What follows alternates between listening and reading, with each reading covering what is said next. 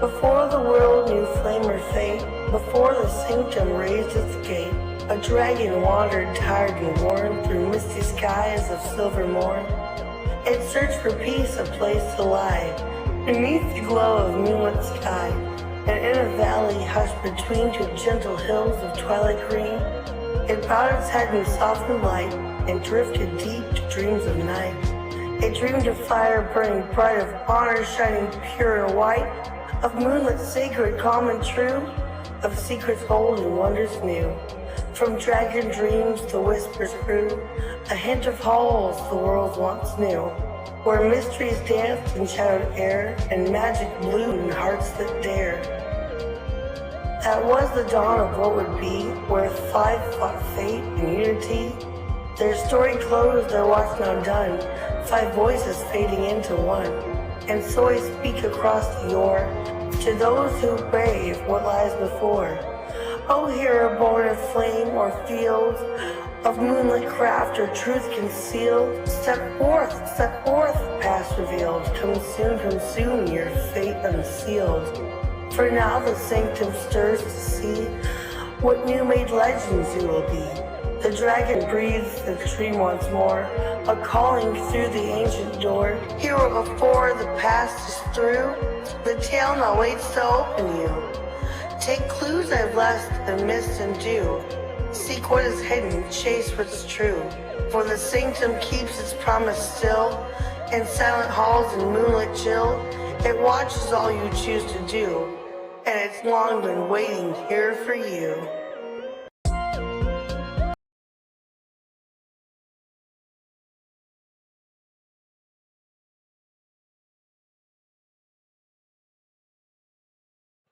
Basically, last time we was all just vibing, and we ended up choosing our houses. We watched the Aetherbound Star Court. Nobody of us kind of went and joined them, but after that, then we got to see Ray, Vero, and Jimbo all battle it out to try and join mm, the Verdant. Yeah, and they all tamed their beasts. They did a great job. Saw some crazy ass shit from Jimbo.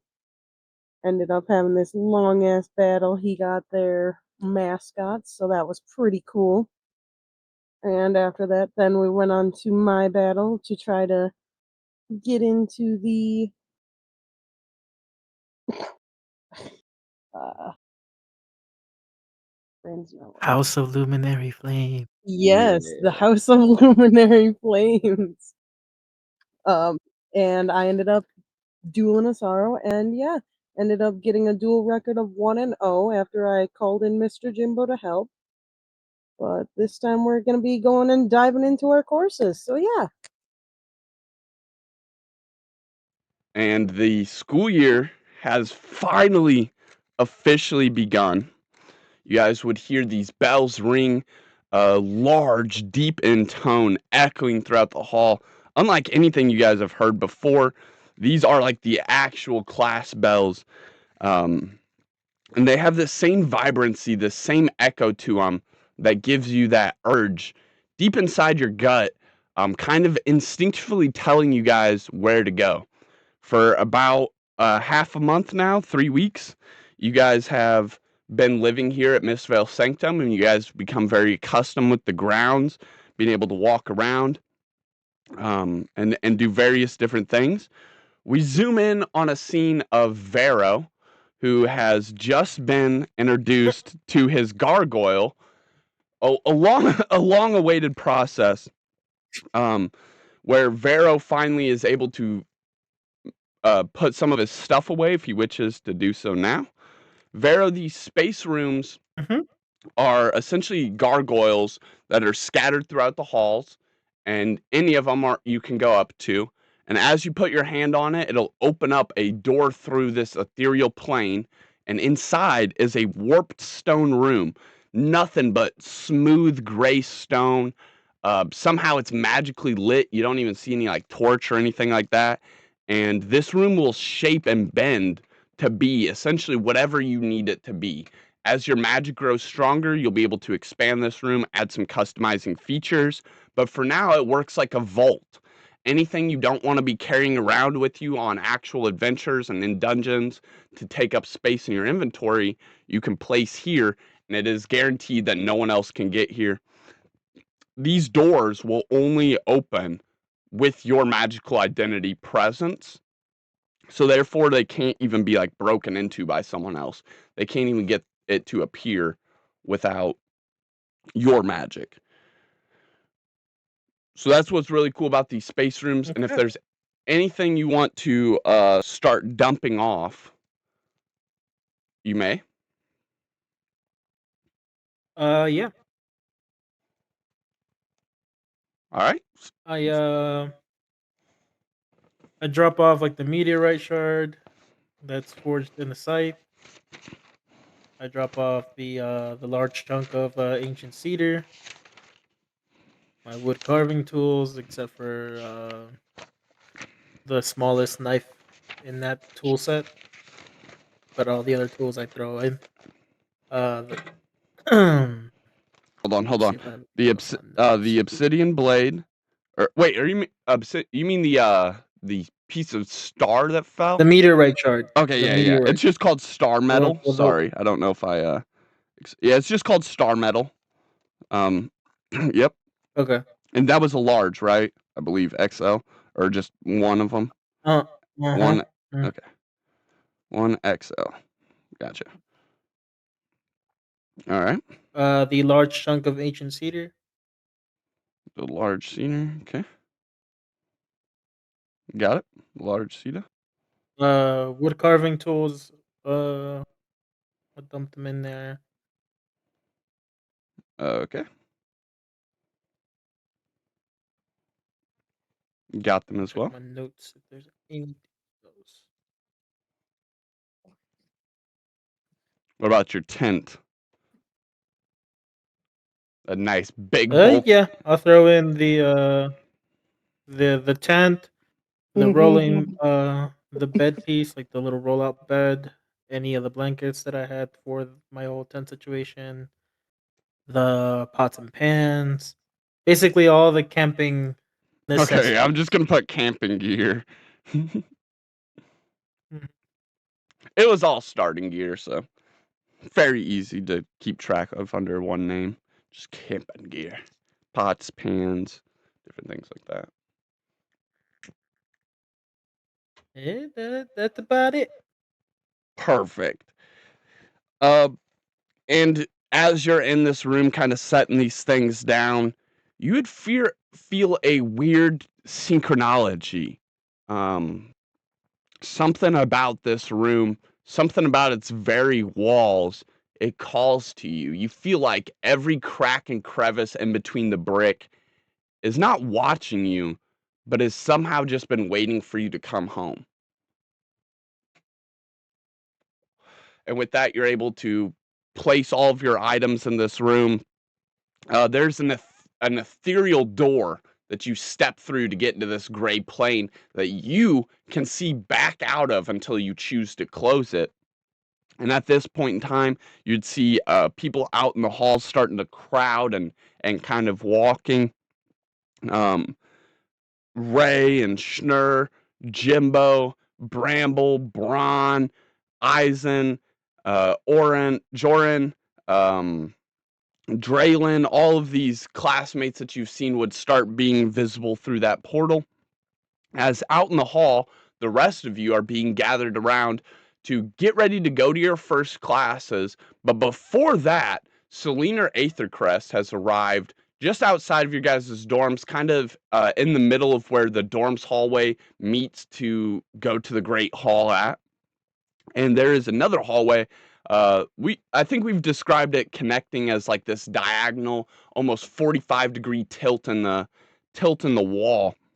And he's kind of just sitting there next to this weird hallway, waiting for you guys as everyone starts to get into this large group.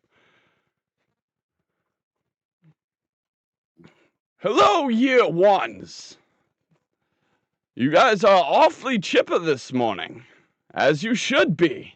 Great things await you this year, I can tell.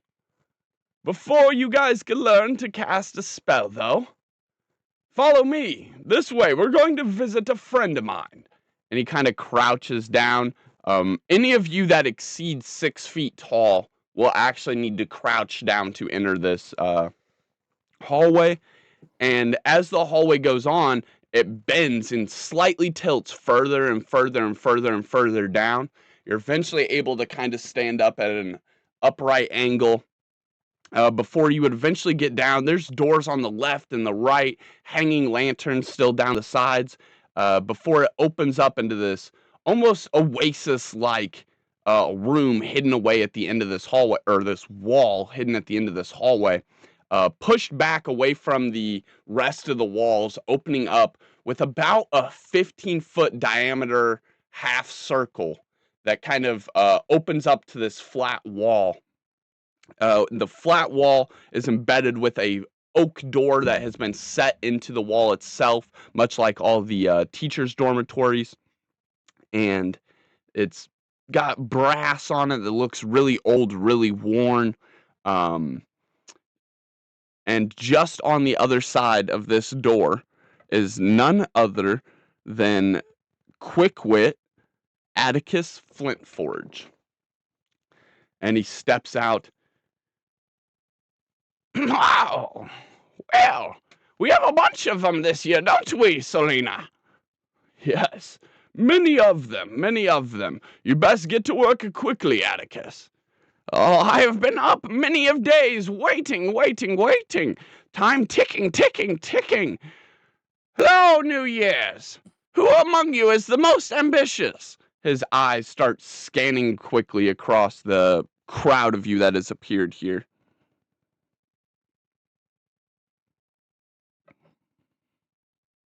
I raise my hand. Well, I guess he would have to roll the history check.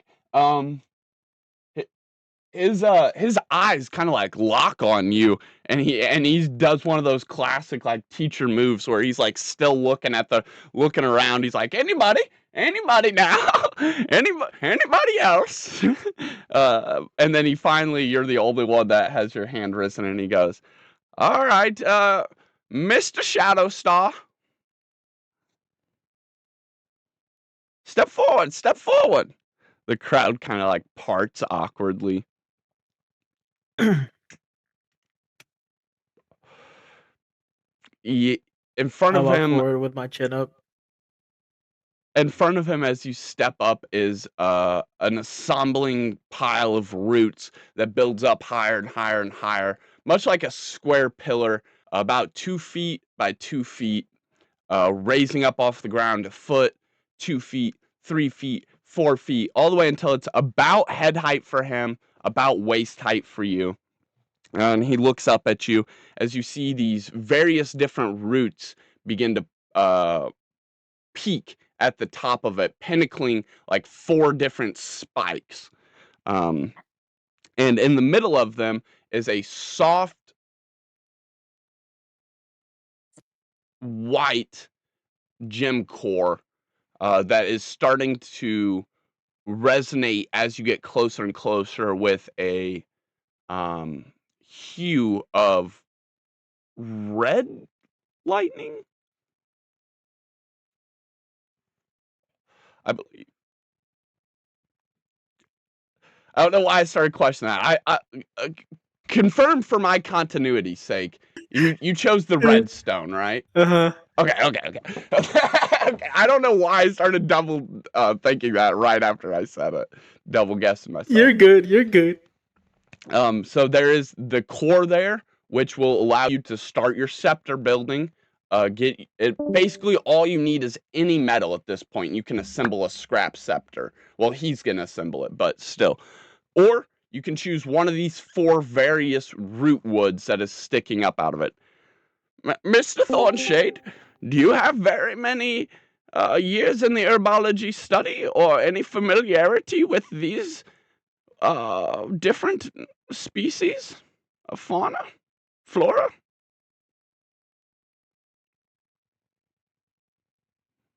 his head kind of shaking in a soft wobble.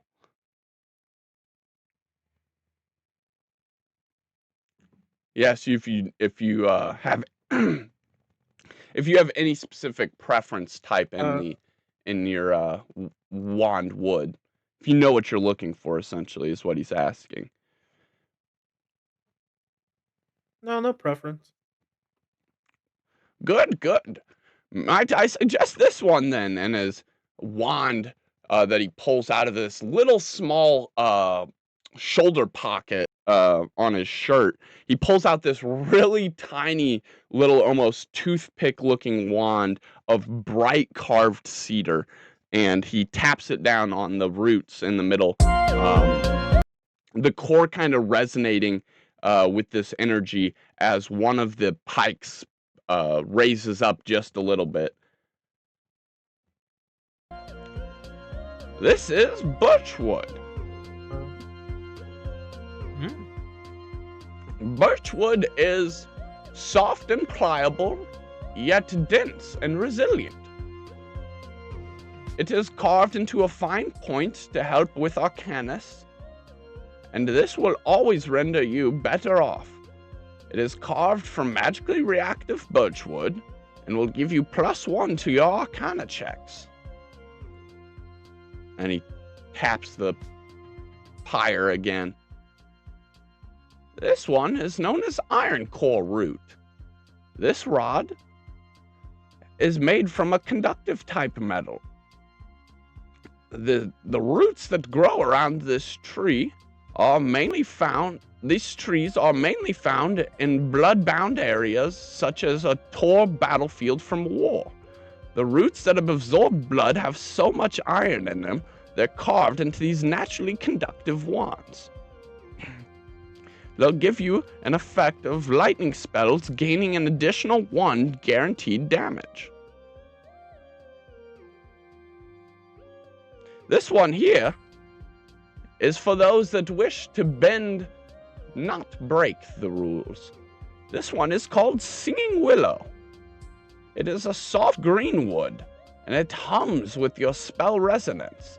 It'll give you a +1 to all your charm-based spell attacks.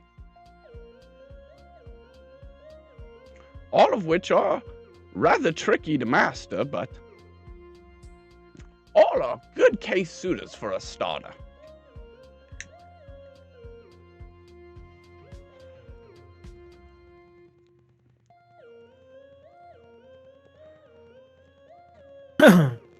I look at all of them, but I ask him to pick which one he feels as though is the right fit for me. Ooh, good call. Well, Mr. Shadowstar, you intrigue me. I'll admit, you intrigue me. Like zoinks. But I can't choose for you, and actually you can't choose either. I believe the wand is already chosen. Why don't you look at them and inspect a little bit closer? If you would like, I'll let you roll 2 perception checks, or investigation checks, I mean. Okay. So of the 4, there is the one that is basically just a crystal being supported in the air. There is the birch. There is the iron core root, and there is the singing willow. Of those 4, you may inspect 2 closer. I will tell you that the scrap scepter doesn't appear to have any. It doesn't have any significance other than what you see it latching out to connect onto you. So if you would rather have something that is guaranteed reliable because you're reliable, then the scepter is fantastic.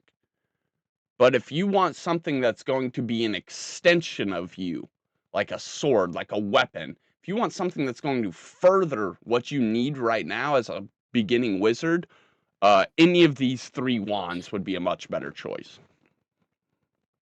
So that's the hint Hmm. that he would give to you, and you can investigate any of them closer if you'd like. I'm gonna investigate the iron one and the first one he talked about. Forget what his name. The birch. But those are the two. The birch one. All right, go ahead and roll.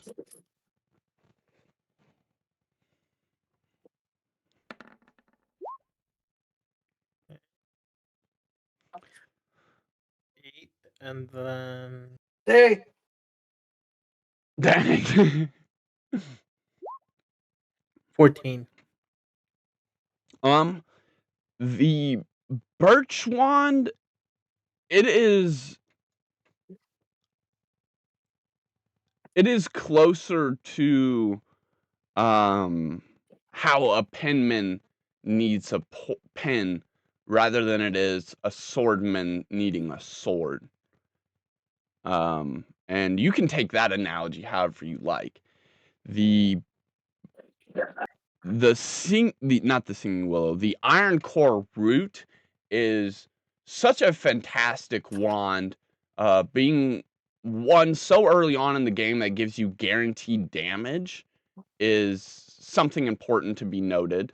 It doesn't function like how most wands function, being that with the Willow Wand, for example, you gain that +1 to charisma attacks, which is like your to target.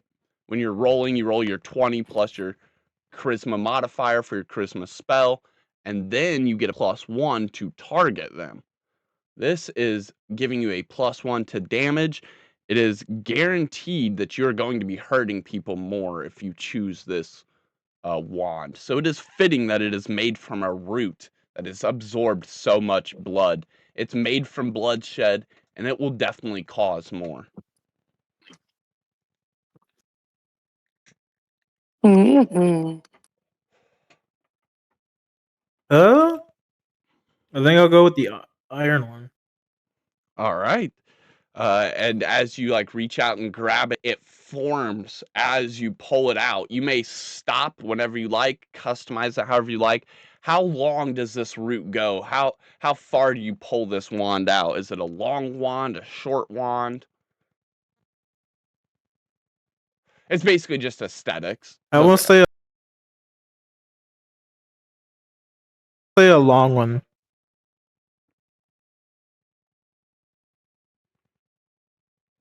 So what do you think of like 14 inches? Yeah. Because you're pretty tall. I'm trying to think in my own head how the canonical like size of that would grow. You know, you're about human height, right? You're like 6 foot. I know you're all Six and like a half. weirdly tall, Six and a half. Yeah. besides Schnurr. 14 inches. Yeah. 14 inches is good.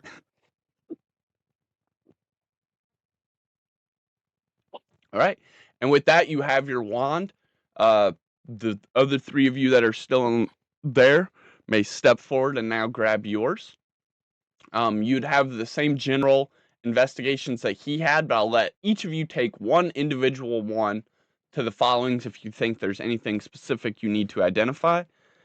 There is, again, the regular gemstone that you get a little bit of scrap, and it's going to create a scrap scepter. There is the birch wand, the iron core root, and the singing willow. Alrighty. Yeah, go ahead. You go. Am I going, or would you like to? I don't know. Are we doing an order? I'm sorry. I did I think just it's say just it was whoever your steps three up, to huh? just Yeah, then. Yep. kind of fed you to the wolves. You got Sorry. it then. You go. I'm in no hurry. I want to touch the iron core rod and see if it zaps me back. I want to see if I got enough zap in me for it. Do you do so carefully, or do you just like grab a hold of it? As you would naturally grab anything else. Well, Not it aggressively, kind of but it kind of Not matters. cautiously. It looks kind of just like a root, like just root. So would you just like pick it up like you would a stick, just like snatching it, or are you like trying to be careful about it, like really carefully reaching down and just like running your fingers across it, trying to feel the texture? I suppose more on the gentle end. More on the gentle. Perfect. These wands love a gentle caster, not as their owner, but they just love giving a little bladed cut. As you run your hands very softly, timidly across this, the iron core root is still reactive and it is very sharp. It's much like fiberglass, how it gives you this just really tiny cut that kind of feels more like a scratch, but you do take 1 hit point of damage. So it likes me. It gave you a little bite, that's for sure. And this will happen if anyone tries to physically grab the wand out of your hand and like pull it back. They're almost guaranteeing themselves a minimum of 1 damage in doing so. Okay. So may I ask our new Quickwit friend, Mr. Finforge, correct? Yes, I didn't catch your name. I would like to ask him if I'm just going to, if this is a good sign that the wand likes me. You know, like, are we compatible? Like, give me a compatibility test, good sir. She took a little chunk out of you, didn't she? Oh, well, can I see your palm real quick? And what was your name? And he reaches his hand out to you softly. I give him my palm. You still don't tell him your name? He's asked like twice. Oh, my bad. My You name's cut out. Jimbo. Oh, it's all good, all good. Oh my gosh. Jimbo, oh, what was your last name? Your face, you look so familiar. And he starts reading your palm, or not like reading your palm like a palm reader, but like just looking it over, seeing where the rod had taken a little cut out of you. And then you tell him your last name. You do not have to. This is all just role play.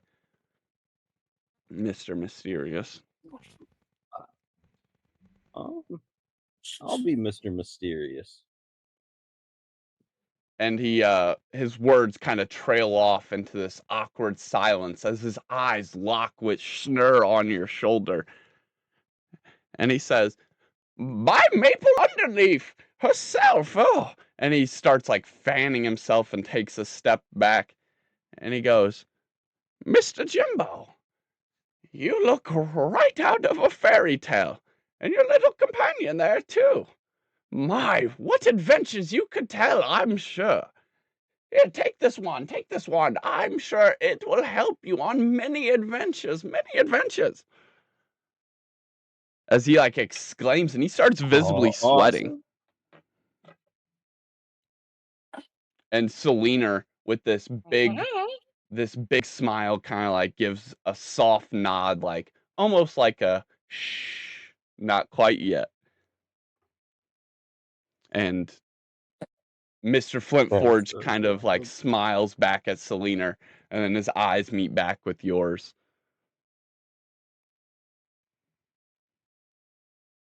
Would you like to take What do I say? Could I just look him dead in the eyes and just say nothing? Yeah. A very, very tension-filled moment. And then, Schnurr, would you like to choose one too, since you're just right there at the pedestal?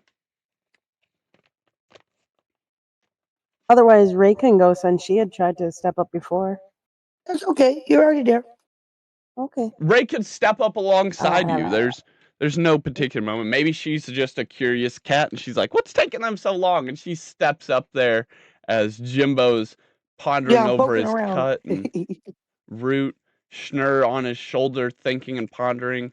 Solaris, you join him up there, three of you making a line, almost intimidating poor small Atticus Flintforge. He's a quick wit, so he's about 3 feet tall, about half of all your height, and now there's three of you like lumbering mounds in front of him. And he's kind of even sweating more, but still smiling. He pulls at his ascot and he goes, "Oh, another moonfolk. Are you friends with them? What was your name?" My name is Solaris Ray. I guess I'm here to choose my wand, and yeah, these guys are my good friends. "Oh, a fellowship! That is so well to speak of. Hopefully, yes, come on up. Hopefully you can all take part at the same time. Are you all starting together first years? You're breaking up, I can't hear you. Are you all starting together first years?" One more time.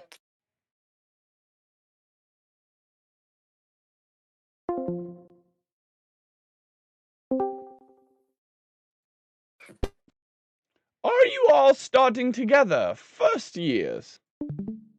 Yes, we are. We've all came here together, and we traveled here together, and we're now all picking out our different wands together. It's been wonderful.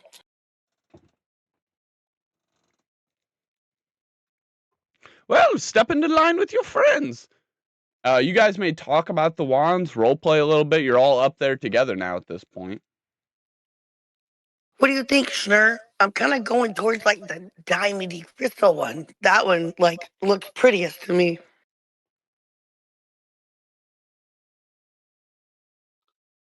So, are you guys having fun over here? Yep, kind of.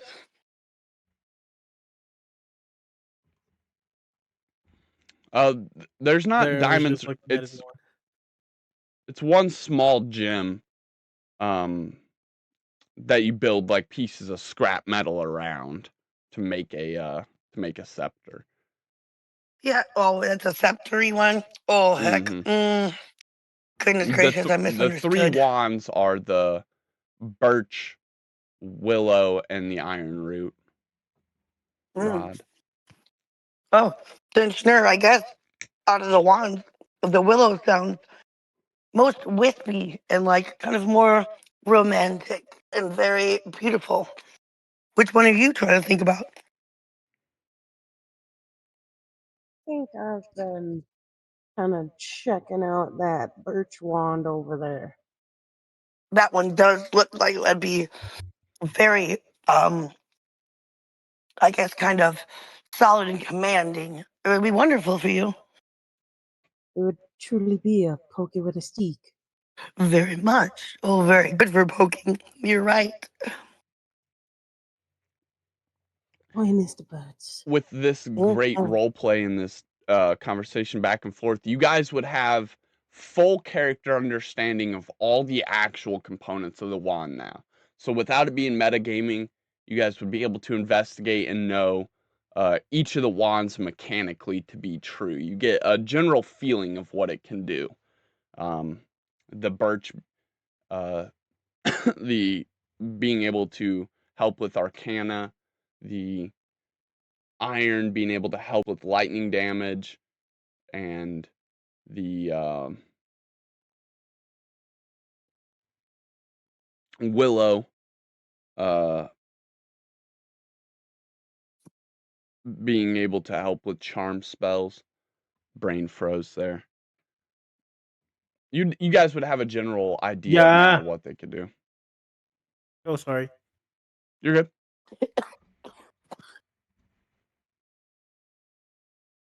Y'all killed me. Yes, I think I'm gonna pick the willow. All right.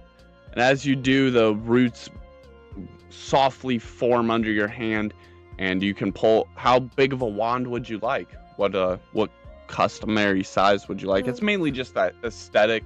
Any cool shape or How long is anything? like a femur bone? How long is like a human femur bone? I want it that long. Okay. About a femur's in length. Fabulous. Is that like 8 inches? What are?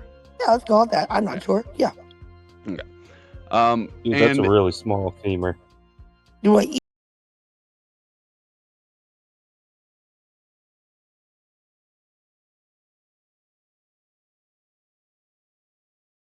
And with that, you have your willow wand. Jimbo, would you like the iron root, or are you still thinking about one of the others? Oh no, I like the one that bit me. All right, and as you grasp a hold of it, it no longer cuts into you. You can feel it. You can feel it like, let's go bite people. And you pull these roots from the pedestal. Yeah. How long would you like your wand?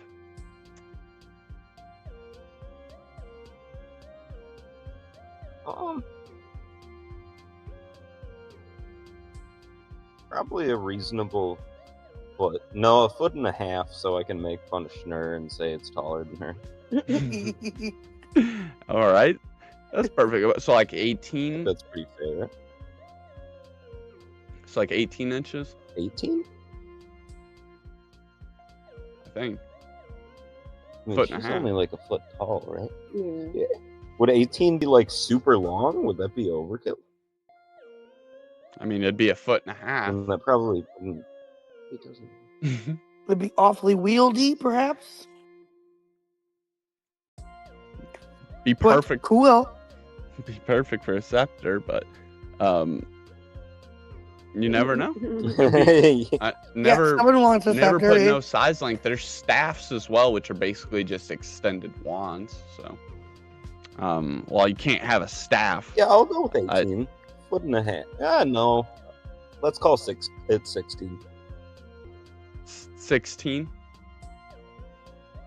that what you said? Yeah, I think that. And then Schnur, which That's one not, would you like? Crazy long. Let me get shit. Yeah. Okay, so I have a question about the. So is it like a mystical hole that we're pulling the wand out of? It's like a pedestal of roots.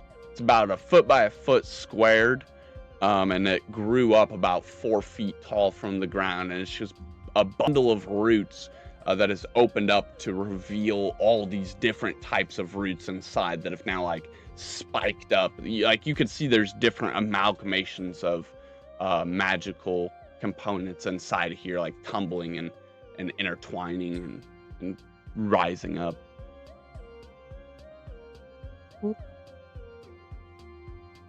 That being said, I would like to turn to Jimbo, ask him to hold me by my feet and like dip me into the center of it to like dig deep down for a nice deep birch wand. Okay.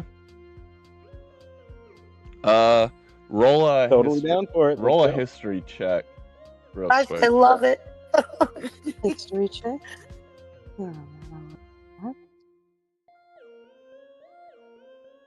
4. Okay. Yeah, go ahead, roll, both of you roll dexterity.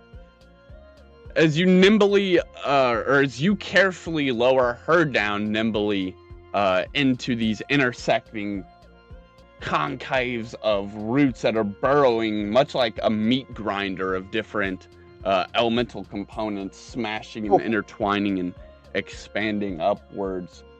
Yeah, but that's pretty good. That'd be 28, 14. Yeah. That is higher than a 12. Yeah, you lower her down and she reaches into these magical pieces that are flying past her and intertwining. And Atticus is like, oh, we're seeing a couple things that we've never seen before. And Selena just starts smiling and almost laughing, chuckling a little. Go ahead and you extend out as much of this birchwood as you would like. Some old, darkened looking, forgotten about components down here at the bottom of this expanding void's nest. So how big would you like it? You're about 1 foot tall, so. So I reach out with my right hand and grasp the end of a 4-inch long birch wand and slowly pull it up to not knock it into everything. All right. And with that, you have your wand as well. And it definitely has like some darkened age looking to it. It is it doesn't have that bright, fresh, carved look when the bark is removed from the wood. This looks like it has been aged in purpose, waiting for a long time. Yeah, you're able to snap about 4 inches of it off and pocket it. And with that, you guys all have your wands. And you guys would continue seeing everyone else kind of going up and grabbing theirs. Bramble notably grabs the singing willow. Draylin goes for the birchwood. Is there any other ones that you guys are curious about to see, like who would go for what wand? Before I just list off random ones forever. A sorrow. I'd say she also probably goes for birch. Being that they do so many sigils and things together, I would definitely say she'd probably pick up birch to be more assisting on the team. Riven, since we did the whole rest of his team, he would probably go for just the scepter. Draylin would like nod at his stone, like seeing that it was the energetic color of red when Vero was up there, and now seeing that it's like this energetic blue color, he would kind of like nod and smile before making a different choice. Anyone else? Oh yeah. So Vero did get the birch one, right? Audio was being a little goofy for a second. I got the ironwood. Yeah, I was gonna say I thought. Okay. Thought he got the same one as you. I thought he did too. So does his fight too? No, he chose it very adamantly, so it didn't have any mixed emotions. He grabbed it and it said, "I'm yours." You kind of like were gentle with it and a little timid, so it bit you.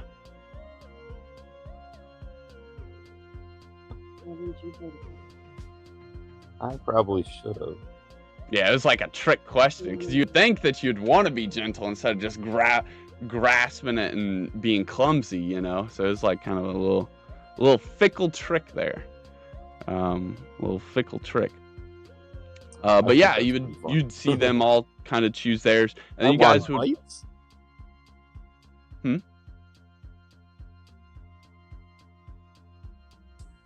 Oh, that was just echo or something. Oh, okay. Okay, there must be an echo in here. Sorry. Echo. And then with that, Selena or Aethercrest would smile as everyone has their wands and their gems and starts, you hear construct as they start building the frames for these scepters in the background. And Selena or Aethercrest stands before you all. All right, everybody. You have your magical focus, and with time, you'll learn to become more accustomed to it. For now, just do everything you have come to know to do, and carry yourself through this new time in your life. You should all make your way to the dueling halls. I'm sure Professor Ergo is very excited to see you all. And with that, Selena kind of like leaves his hand out openly to the right, or left, sorry, continuing to where the feast halls are, just past the feast halls, where that giant grandioso staircase room is, with the giant openings that lead to the courtyard hallway and then back to your dorm hallways, and then just behind those staircases we know is the hallway to the library.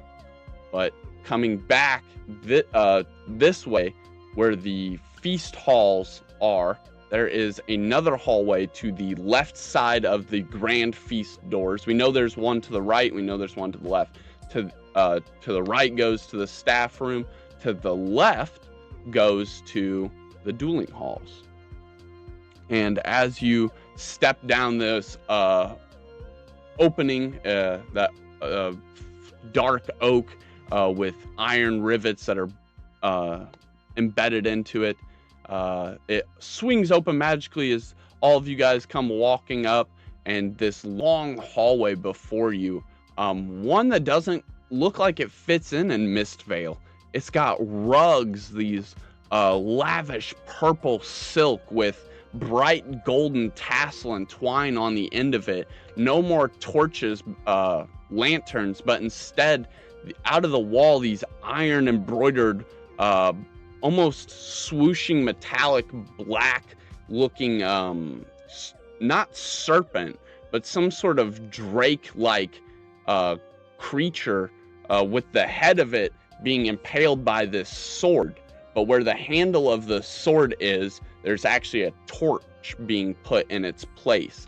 So we see these swords that look almost exactly like Adam's sword that he got from that magical traveling caravan guy. That's got the long wooden handle and then a broad centerpiece before going down into a long sword of iron that has been run through the back of this dragon's head, where its tongue and the blades stick out in unison.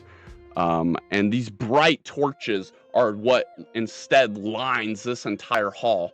And this hall intersects to not 1, not 2, not 3, 4, 5, 6, 7, 8, 10, 12 different hallways that run along the length of it. So as you're walking, it's arch after arch after arch after arch after arch after arch, and all of them go to different dueling arenas that you will gain access to for different reasons at different points. But for now, you may all enter into the starting dueling hall, where Professor Ergo Embercoil is waiting for you all. He welcomes you all in with a big smile. Thank you. Arc Surge! Aegis Wall! Chop Touch! Summon Running Ally!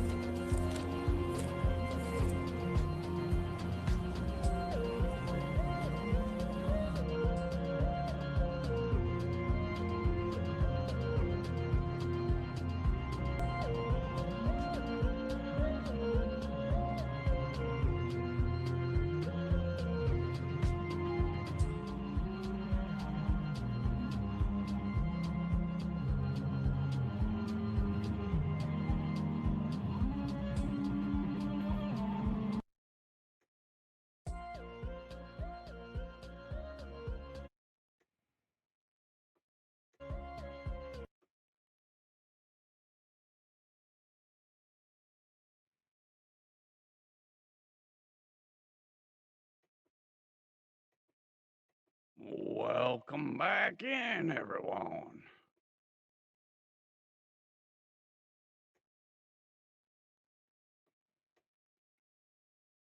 Thank you for joining us. Hello, Professor. Everybody ready to learn a little evocation? Gather round, gather round. Oh, yes. All right.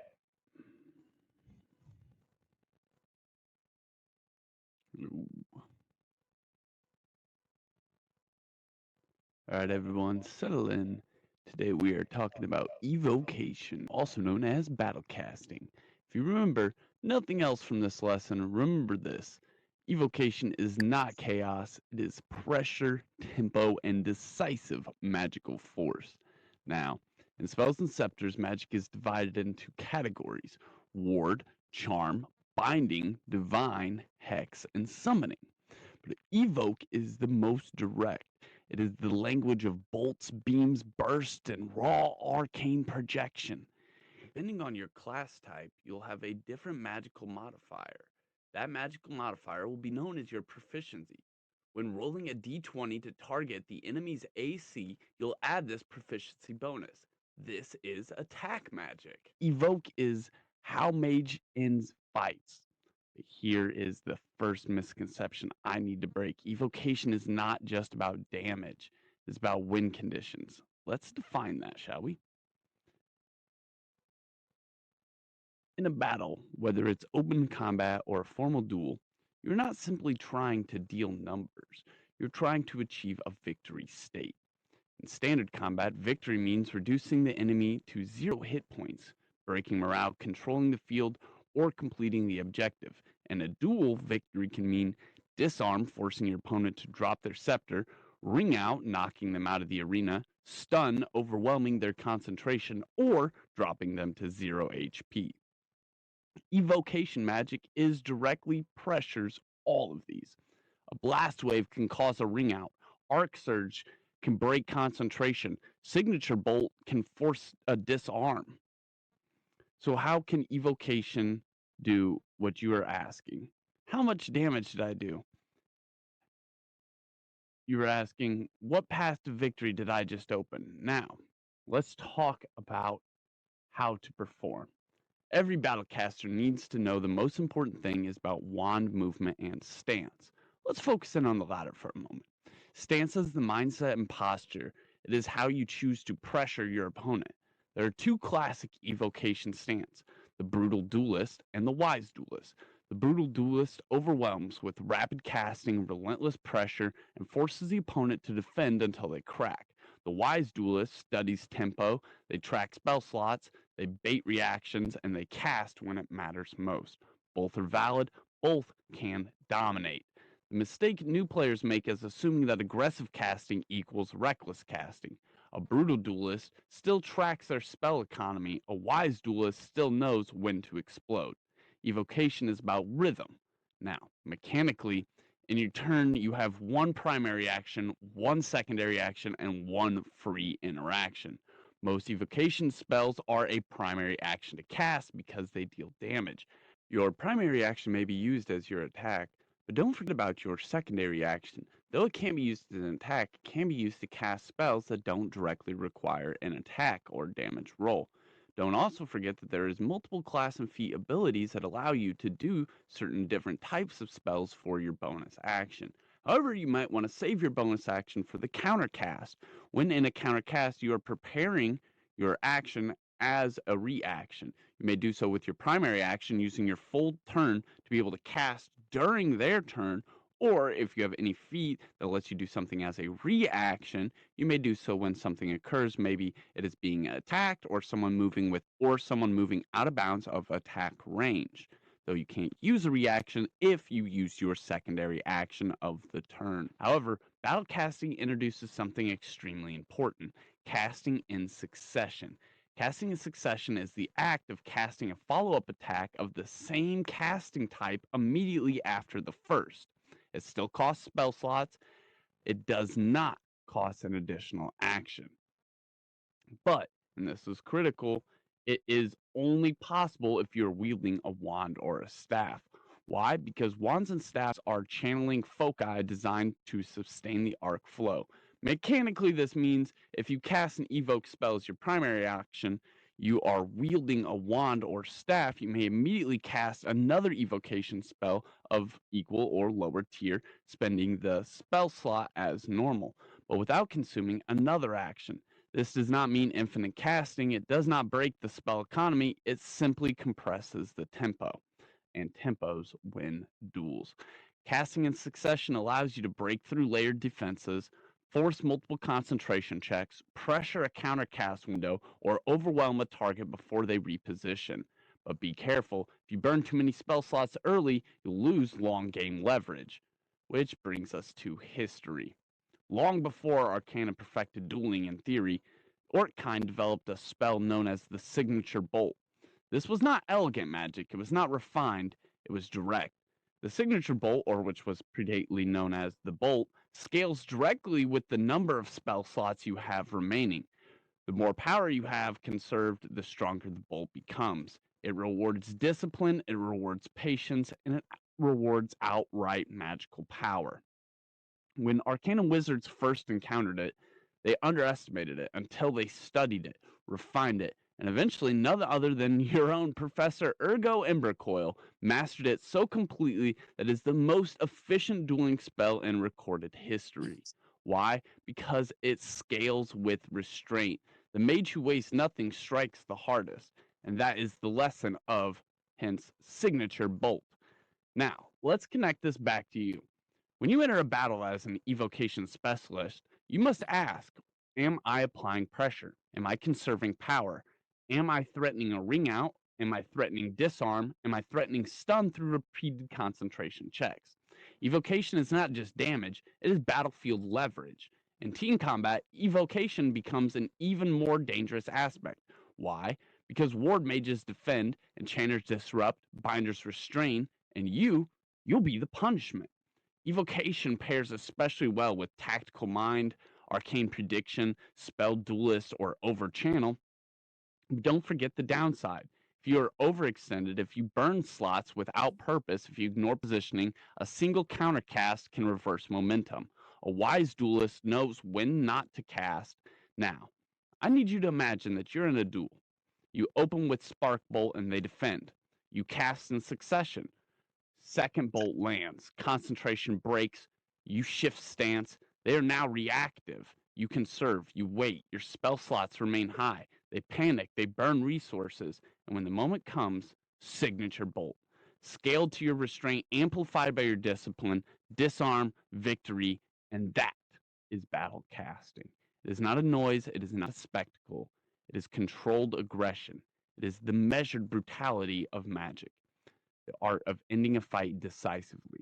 If you take one concept away from today, evocation is not about casting more, it's about casting at the right moment, with the right tempo, for the right win condition. Next, I'm sure you'll have a amazing lecture from Lydia Frostvale in your wards class. For now, I need you to understand when to lift your ward, when to try and break a ward, and when to enter your stance. When you begin battle casting, you'll begin learning many new things. You're not just attacking, you're sharpening the outcome of the entire encounter. Professor Embercoil now asks you guys, what is the term for someone who casts evocation magic as their primary magic type? What's the term for that? An evoker, right? Like evocationist? Like, Think of I'll give you guys one hint. Think of Schnurr's legacy feat.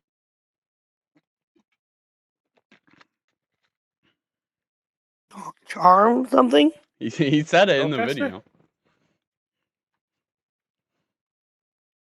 Hmm. Oh, Mm.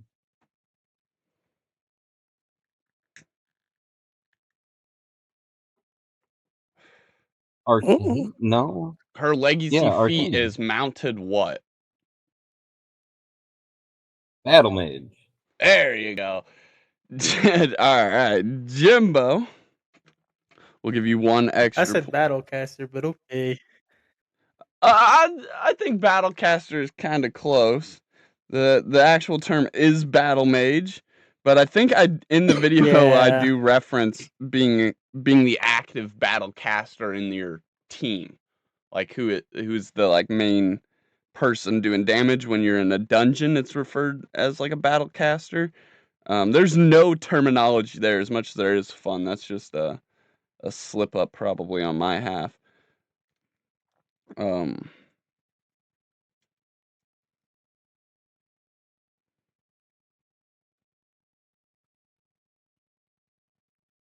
And if there's some sort of like reward, I think it would be fair to split it or something.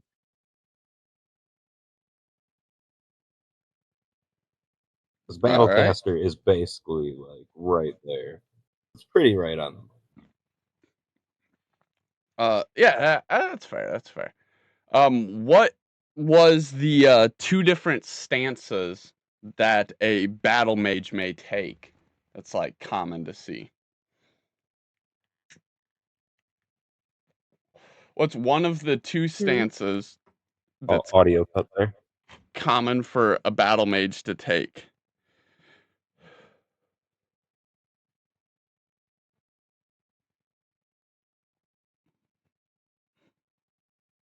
I can't. My brain's blanking. Brutal or wise? Yep, that's both of them. That's both of them. Congratulations, little extra point for sure. Brutal duelist and wise duelist are the two dueling stances that is common to see for a battle mage to take. And the difference is all about what? What is the key word? What's the difference between them? I'll give you a hint. It is technically a magic archetype, but it's more about something. What? Blank.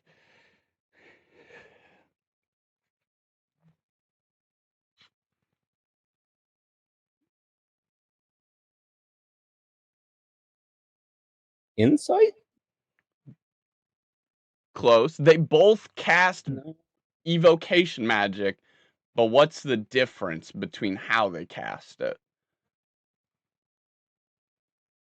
Oh, perception. How they interpret the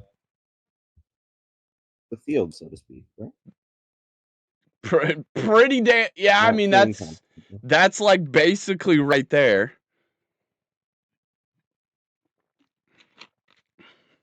It would have to be a type of magic, though, was the hint.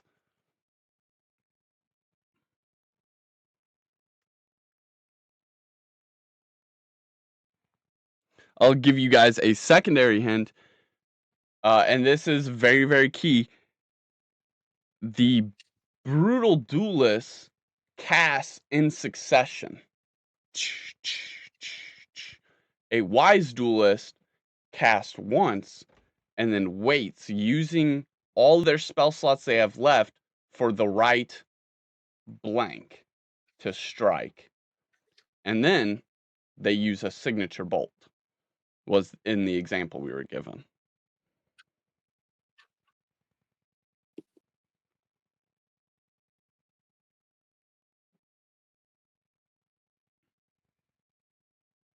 I'm going the wrong way.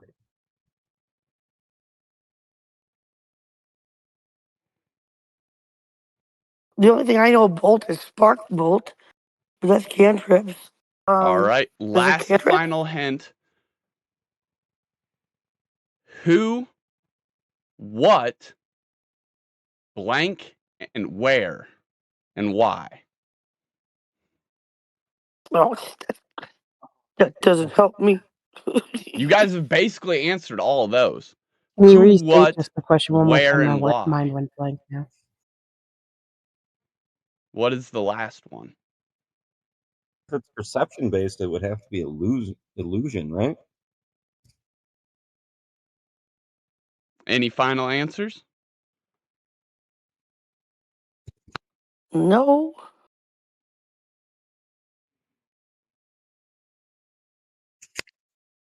What was that? Final answers. Anyone want to lock in final answer? I'm gonna go with illusion.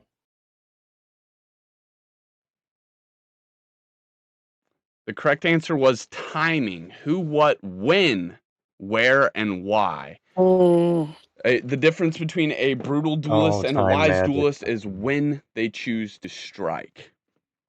And that is evocation class. Now, I do have one last thing I would like to teach you before you all set on your way, of course. And he pulls out his wand, this really bright satin orange, dyed like almost tint of pink.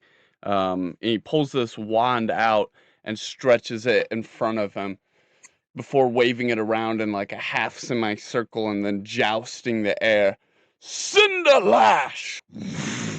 And this vibrant, beautiful spiral of flame leaps out before solidifying and becoming this ethereal like whip of magic that is fire and bright, brimming light as he slashes it and it carves at the air, leaving these fiery trails of spark and flame behind. This is one of the spells we will learn on our way, a milestone before we can step any further. I need you all to study your curriculum guide, master this spell, and then come back when you are done so that we may talk about what your finals will be for passing your year 1 evocation. If you have any further questions, I am here, need you be it, just stop in by. And let's roll some mastery Alrighty. points. All right, so we also have your guys' study focuses from the previous sessions that we haven't really got into because of what happened in the Nightmare at Midnight. So now you guys have actually had the time in between the 2 sessions to pick up that free bonus. Let's get into it. Let's just start with Jimbo and Schnurr, because I got you guys right here at the top of my brain. Would each of you please roll a d20 and tell me the focus that you're trying to use for this study? So what is the book that you would like to attempt this with? Oh, wait, sorry. I forgot I'm not doing this. Cool, because I only rolled I a 4, mean, so great. so and no opportunity to get a different book. Mm-mm.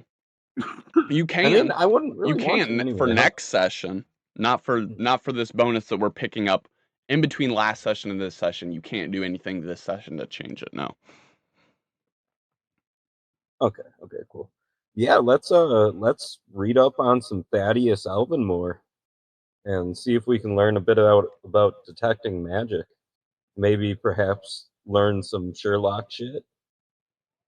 Maybe some arcane weaknesses. That would be pretty cool. Am I done learning? All right. I got a 16. Good work. And that is higher than a 10, so go ahead and roll your mastery points, please. Your d6. And Schnurr, you may go as well.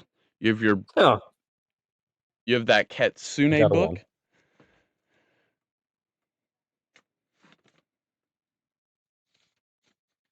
1. All right. So I'm going to go ahead and hit my d20. And I got a 20. Bam! All right. That's a critical success, so go ahead and roll your 2 mastery dice.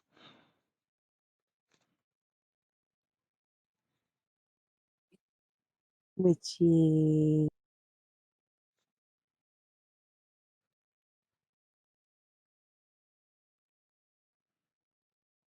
That should be a D6 and a D6, yes? Yep.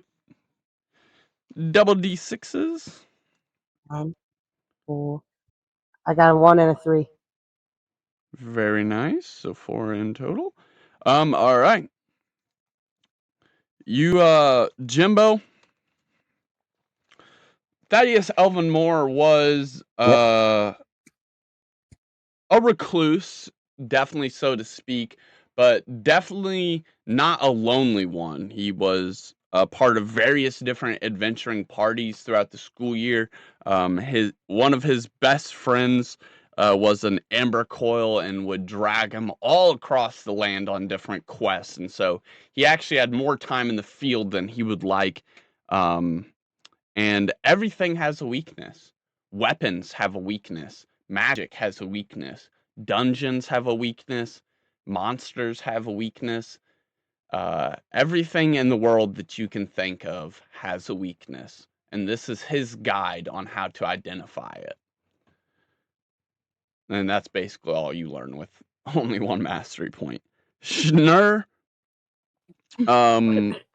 Kitsune are a mythic beast class, which is 4th tier, very high, late into the Cantropedia. Kitsune are actually more rumored are than they are fact. It's a spirit, much like a lot of other spirits, but the reason why this one is more rumored about than it is actually fact is because Kitsune's claim to just basically absorb spiritual energy. And there's no proven fact that a spirit can consume another spirit, much less the spirit of a living person. And that's basically what it says that kitsunes do. They're like a negative battery for consuming spiritual pressure, basically like the worst nightmare for a priest. And that's basically the majority that you would learn about these fox-like creatures. Many interpretations of them are like these half fox, half woman, spirit-like guardians of different places, and that's basically what you would learn. Vera,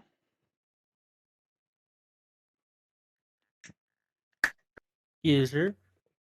what was your study focus that you would like to roll for from last session going into this session? I believe arcane spells and or history. It was I believe the one that you got was Was the it? one by Othelius Quillwright, back in his Yes. time when he was the shadow magic instructor. A very, very long time ago. So it is a study on the shadow arts by Othelius Quillwright. Okay. I just wrote it was a book by Athelius Quillwright. Sorry. No, you're good. Interesting piece of lore there. He's been around for a while. He's been in a couple different professor positions.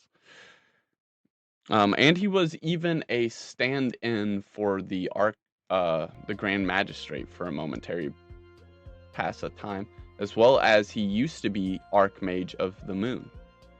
He's been in a bunch of various different positions. Mm. And now, if you would like to roll. Yep. D20. 16. Very nice. And now your mastery points. A D6. 2D. Yep. The singular one, right? Or 2? Yep, just one. She rolled 2 because she rolled a perfect 20. It's a critical success. 4.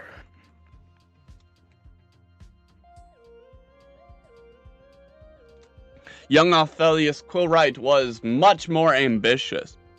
In this book, it will describe all the different ways he planned on destroying something that he calls the entity.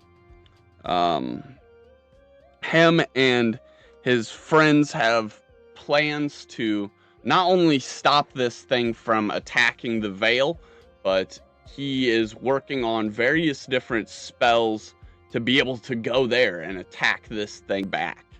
And you will learn about different transportations, different ceilings, and different ways that Othelius Quillwright planned to end this war against this thing called the entity.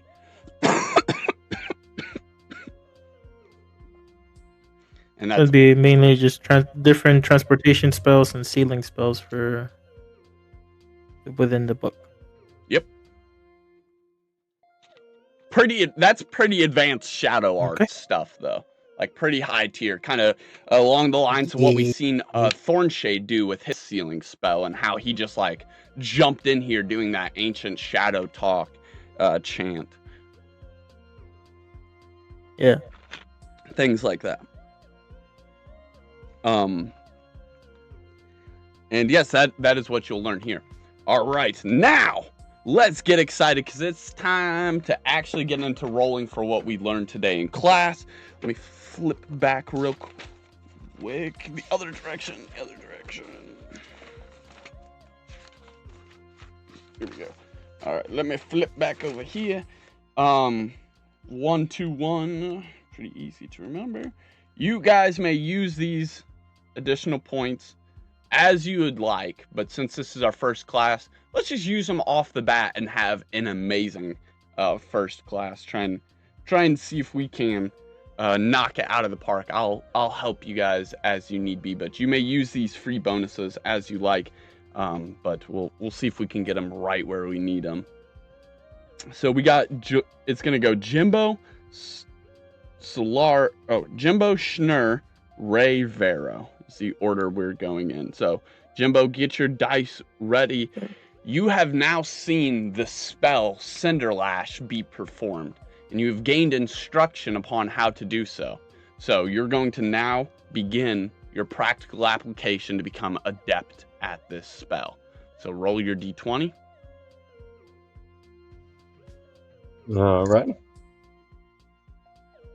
Bang! Let's burn some shit. E20. Nasty.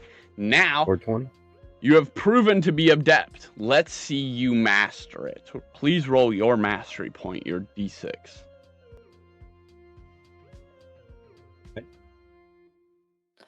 Of course. Oh. Yeah. Oh, no, that was a critical success. Sorry. Critical success on the d20. You roll 2 mastery points. Woo! Good thing we didn't forget about that and pass it up. One more. One more. Get one more. One more. Let's go. That balances out. Oh, hallelujah.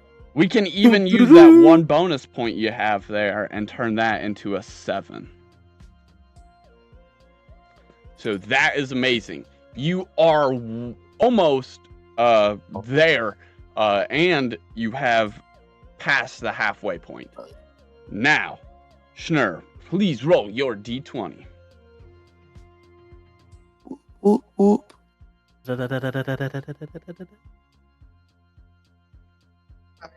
Oh. It's gonna take a little bit more. This strong evocation magic, you have to really speak it with your chest when you go to You cast could it. you could use your fate stone. Oh, A- Could she not? Or no? 'Cause it's not Absolutely. a coercion. Absolutely. Yeah, that's Sorry, it. I kind of like did like a ooh Yes. moment myself, but a silent one. You absolutely Yeah. could. No better I'm gonna time to hold use off it on either that. then. We have it. We can use it once a day. Mm-hmm. right, we ain't really doing much else today. Shoot. Depends on if you want it to be your wand core or not. Mm. That's Yeah, the because they question. do slowly wear down Or- and begin to crack. You have a very many uses of Yeah. it before a crack would occur, though. So you would have a couple chances to test it out I thought before it breaks, and you can't use it to awaken your wand. Oh, I thought it was just right away as soon as you used it. Oh man. No, as soon as it cracks. No. As soon as there's visible it'll- damage to Yeah, it, it'll.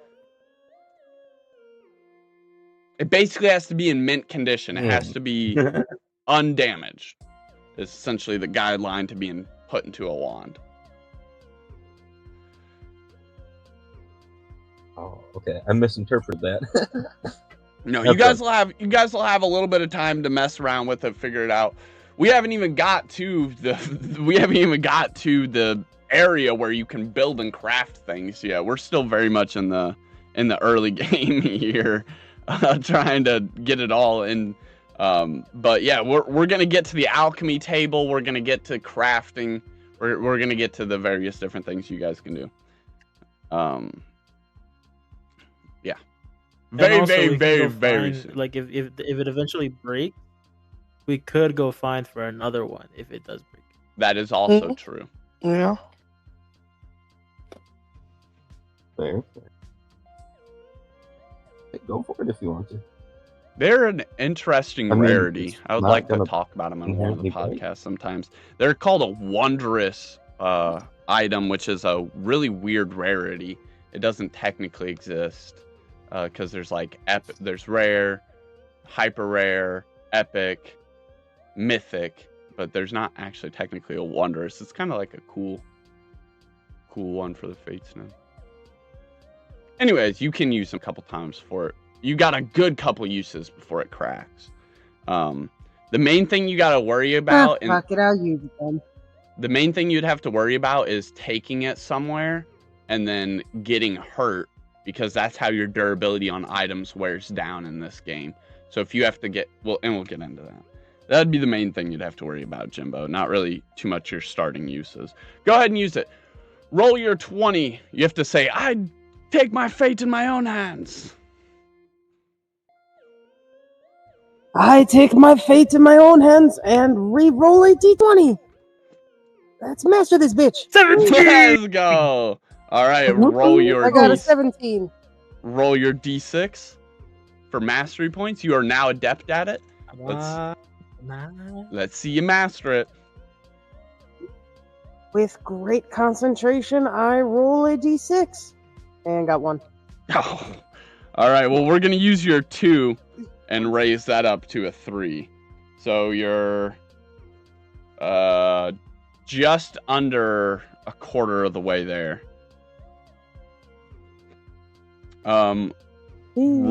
Ray, up next. Yes. It's Cinderlash time. If you want to learn this spell now, roll your d20. Okay, let's do it. Let's do it. Roll a d20. Oh no! Okay. So close. Oh no.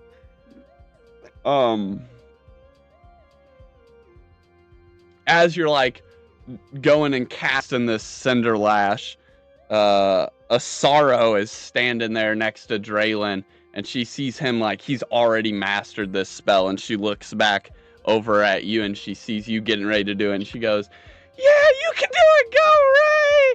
And she gives you, I'm not gonna roll for it, but she gives you a single 1 point of inspiration on a d4. A 1 is the lowest you could possibly roll, and so that makes your 19 a 20, which is a critical success. Go ahead and roll 2d6.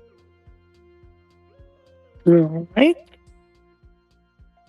This is a Sorrow sees Ray becoming more powerful and crazy with 7 mastery points. That's huge. Woo!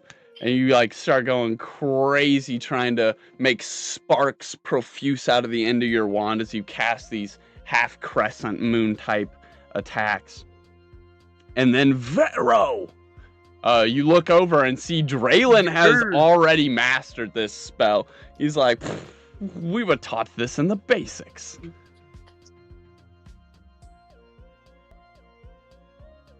Yeah, but you weren't taught accuracy in the basics, apparently. Burn. We've only ever seen Draylin land 1 attack, by the way. Canonically, he's only landed 1 magical attack, because all the others either got reflected by a ward or just missed. Or missed. The only time we've ever actually seen him canonically hit was with the spiders. Everything since then, he didn't either hit a ward or it hit a shadow creature, which couldn't take damage from his attacks.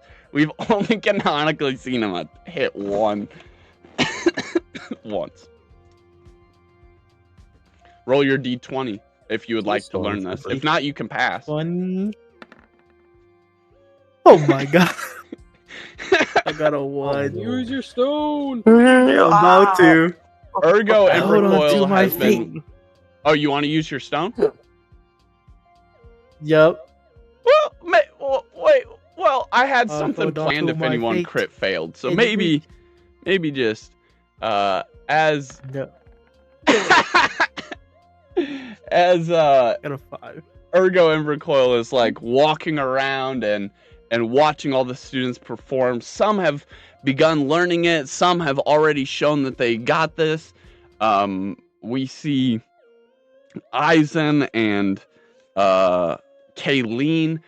They obviously like instantly master this spell, while we see some like Vero take a very long time to get sparks even emit. If it was electricity, he feels like he would have no problem. He can make these shocking like sparks appear out of the end of his wand, but for some reason when it comes to warping it and controlling it and focusing it into his emotions and turning it into flame, he's struggling.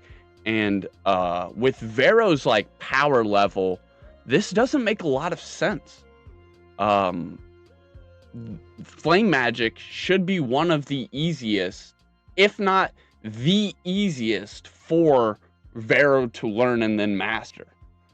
But canonically, or something is fighting him.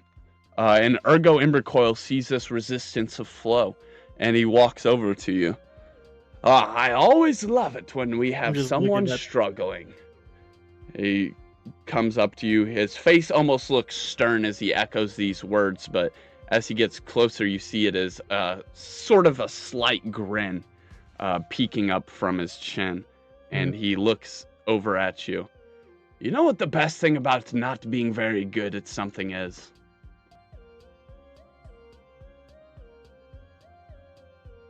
What? It means you're bold enough to try something new. That means there's a whole new adventure ahead of you. And his hand sits on you, and he lays upon you teacher's inspiration. If you become like a teacher's favorite or something like that, once a day they can walk around and just inspire this teacher's inspiration on you, which not only gives you a chance to basically do the same thing as a fate stone, but +1, you get to re-roll 1 instruction. But once you have completed it, you may now go around and pass this out to other people. So that is up to you. You only can do it 1 at a time, though. So you have to use it on yourself, master it, and then once you have mastery of it, you may go and help other people learn. He's just going to cast it on you just for today, just because he has no favorites yet. No one has really shown that above themselves in day 1. He just wants to inspire whoever was struggling the most. So he lays his hand upon you and places all of his inspiration and magical focus within you. Something we've seen very close to what Selene or Aethercrest did for Ray, except you're not directly using his magic for it. You still have to overcome it, and that means there's a timer, a countdown to how many times you're going to be able to do this, because you're going to run out of spell slots. So, yep, re-roll. You already did, but let's just re-roll that. I wasn't finished explaining the process of what is happening yet. And with this teacher's inspiration, that brings that to a 19. Draylin is also looking over at you, scoffing. Don't go struggling too long. If I get ahead of you, there won't be any challenge to our rivalry. And he begins to walk away. And with that, he'll roll a d4. We'll just call it a 1. That brings your 19 to a 20, which is a critical success. Please roll your 2 d6 for mastery points.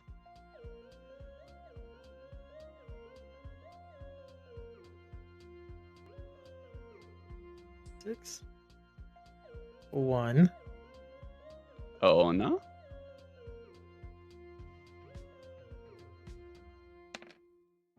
That's a 5. So 6, and then plus your 1 from earlier, that's a 7.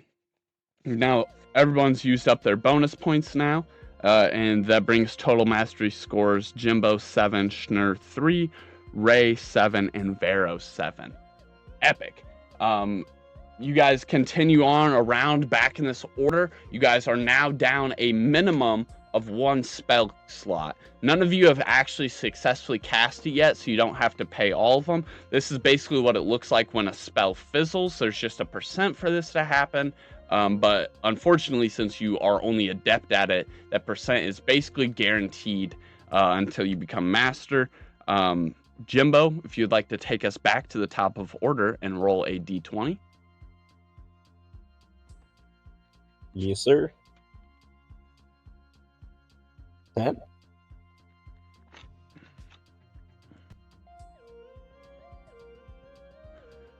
Bramble has chosen to not learn this spell in particular, and instead he's just like kind of looking on at everyone, and he kind of like he smiles.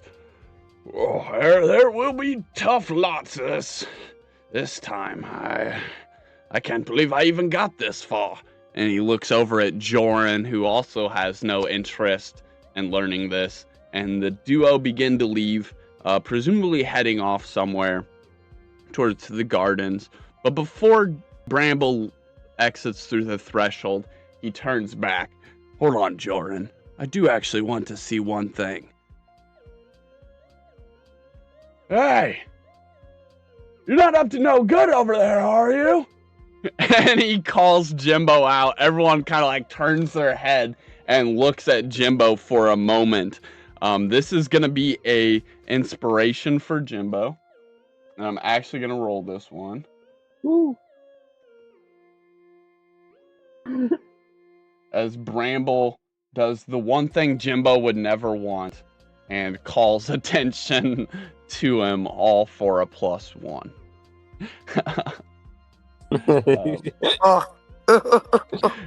So go ahead and roll your...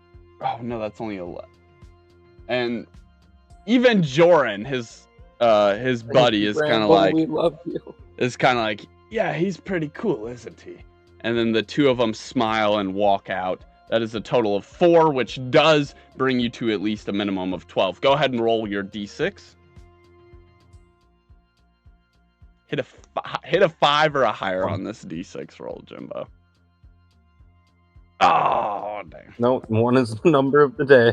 That is the number of the day the is dice the have longest decided. number.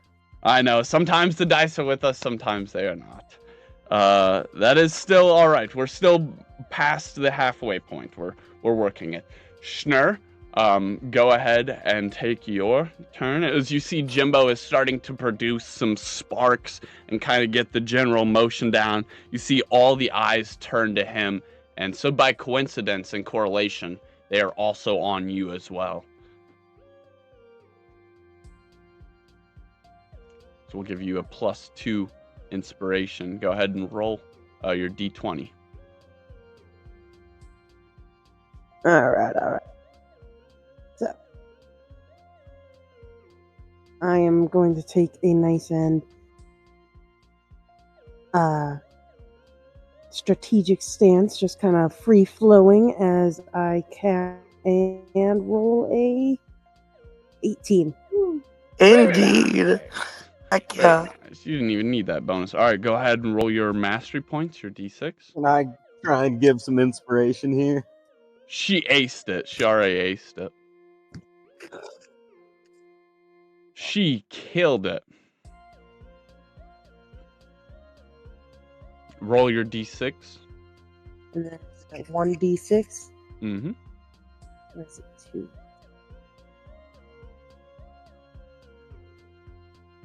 Oh. What is it with ones today? So was it just 1d6? Because did I have inspiration of +2 or to get 20? Or is Oh it just yeah, the yeah, 18 yeah. I Oh got? shit, I didn't even do the math on that. Yeah, no. With Joran and Bramble causing the spotlight to also be on you before they walk out, you do get +2 inspiration. So that is a critical success, which is 2d6. Yes, you are correct. Good catch. 3 in total. So 6. All right. Let's go. Which is past the halfway point. And then Ray, if you roll your d20, you see everyone is progressing pretty much at the same rate as you guys at this point. 16, okay. Very nice. Roll your d6. Respectable. 1, 6. Yep. Boom. Very 4, nice. okay. Very nice. I thought it was gonna flip over for 6. And that brings Yeah, that was you sweet, but to our magic number of the day, which is 11. And you have now mastered Cinderlash. Cinderlash is epic. I believe we opened that one up last week because we were supposed to see it debuted by Eisen and Kayleen. But Cinderlash is a conjured attack. You conjure a whip of living flame and you make a spell attack with it. On a hit, you deal d6 fire damage and it ignites any flammable object. And these ones are really, really cool because unlike most attacks where you cast it and the utility of it is done, with these specifically, if it says conjure, that means it is there to stay around until your magical focus breaks. And that means you can make multiple attacks with the Cinderlash while only needing to pay the one spell slot cost for it. So once you've summoned this thing, you have it for all the rounds you want until you want this thing to go away, until concentration breaks, which is just really, really cool. Cinderlash is epic. Now you'll always have a flaming D6 knife in your pocket without having to carry that weapon slot on you, which is very, very valuable. Congratulations, Ray. Woo! And then that brings us around to Vero, who you still have the teacher's inspiration on you. So go ahead and roll twice, grab the higher, and add +1.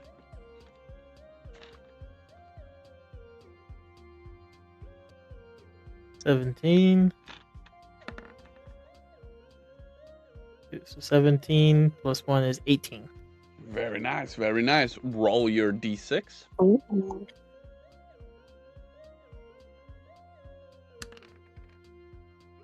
A 2. Very close, very close, very close. And that brings us all the way back around to Jimbo. And since we're at the top of the order, if you guys don't success this turn, you're going to start gaining an adversity score, much like during the Day of the Green. So just keep that in mind, which is basically a negative score that'll keep adding up and making your roll lower and lower and lower towards the total you need. And it basically represents, as the rest of the class moves on, you have less and less instructage, less and less time to actually complete it. And that brings us back around to Jimbo. Top of the order, go ahead and roll your d20. All right. Fucking get it, Jimbo. Get it, Go, Jimbo. go, go. 7. Oh, well, that is not quite high enough. Schnur cheering you on and trying to help you progress. Schnur, if you want to use your turn instead of trying to gain your mastery points, you can try and inspire him.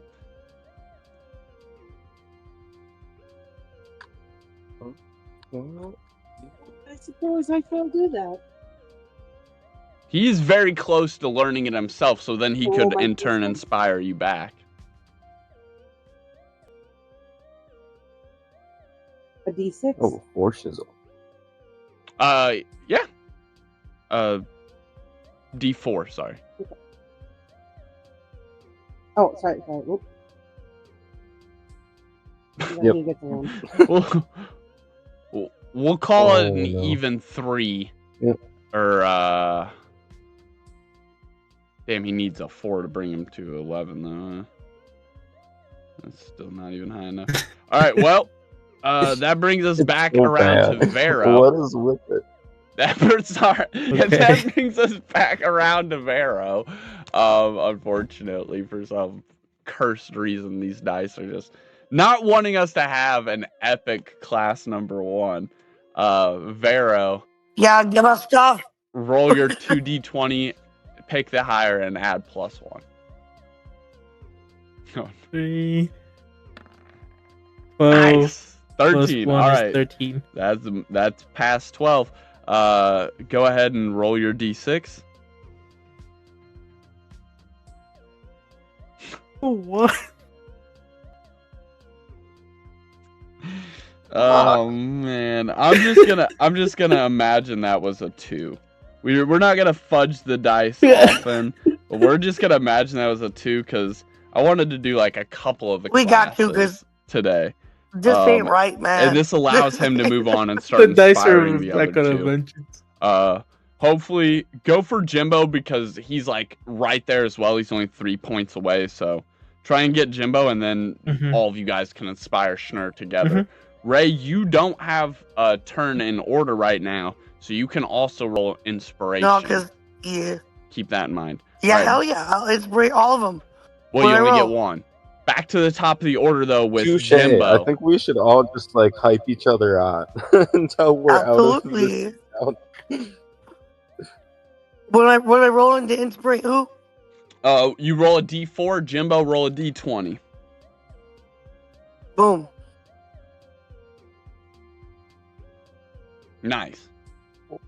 Not nice. What does anyone want to use teacher's inspiration? It's not a one. I'll use it. I'll use the inspiration. Jimbo, re-roll and add +1. This is my next turn. Can I roll my Fate Stone? You can, but Vero just gave you his really teacher's don't want inspiration to that Ergo gave him. So you don't need to. Just roll normally real quick one more time.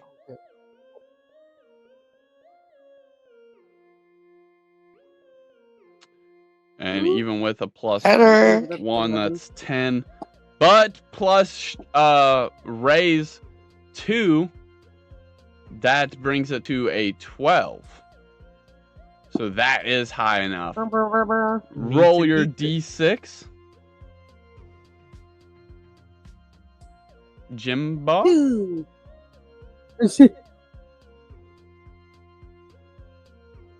I mean, I was 3/4 of the way there with a 7, right? And we're just gonna imagine that one is also an 11. Ergo Embercoil goes around the room seeing many of the new applicants struggle, and he begins casting his flames into the side corners of the room. These giant goblets begin enlightening with flame. The vibrant colors fill you with warmth and joy and the yearning for battle and badassery. And Ergo Embercoil himself starts like cheering you guys on, giving you at minimum a +1 because it's a d4 roll. And with that minimum of +1, Vero, his score got fudged from 10 to 11, and Jimbo, your score now gets smudged from 10 to 11, which means you now have as well mastered Cinderlash. And that brings us to Schnur. Roll your d20.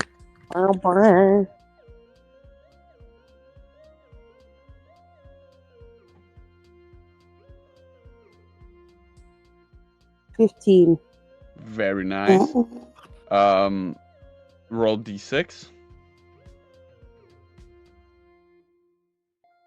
5. Damn, and that brings Schnur to 11, which means you as well have mastered Cinderlash, and we were rushing for no reason because Schnur's a natural duelist and just absolutely aced it. Congratulations, you now all have possession of the Cinderlash spell. Sweet. Woo! And that will move us on along. Let's see where we are at. It is almost 6. Well.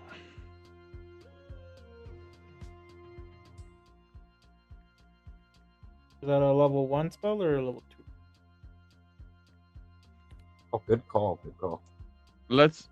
I'll give you it's a level 2, I believe. Yes, level 2. You guys should actually already have access to the information for it. It was debuted in the pack last week, but it is level 2.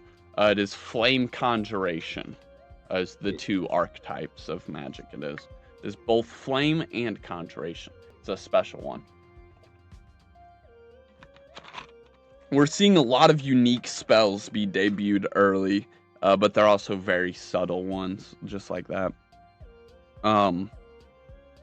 let's go ahead and do warding. And Ergo Ember Coil thanks you guys all for joining him. Thank you all for joining me. Hopefully, you guys will continue to do better. You will gain true mastery of this spell.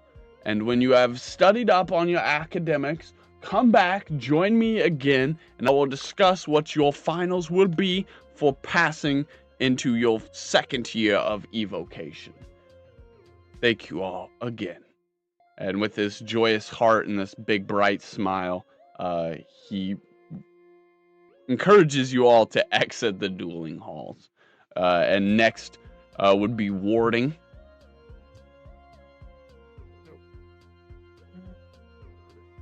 Awesome, awesome. I'd like to thank Ember Coil before we leave for being a homie, helping us out. Yeah. No, thank you all for promising such a bright future at the academy.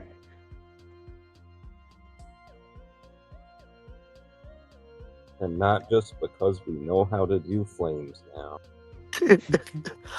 Well, it's got a little bit to do with it.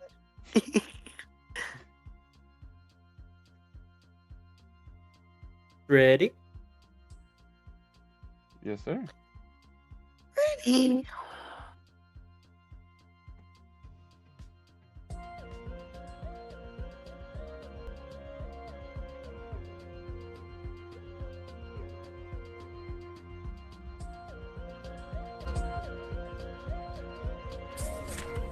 Arc Surge!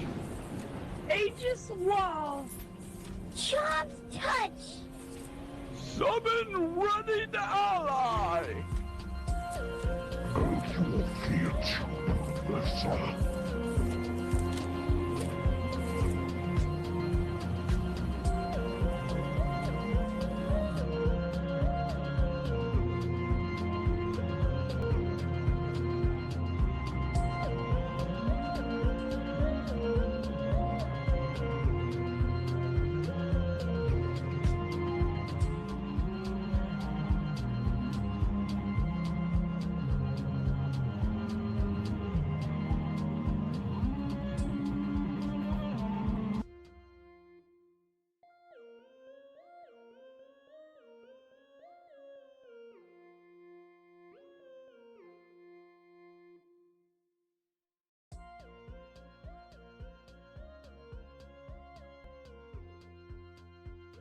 Well, hello, everybody.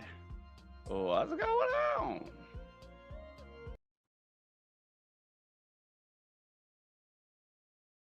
I'm guessing you guys are all here for Ward's class?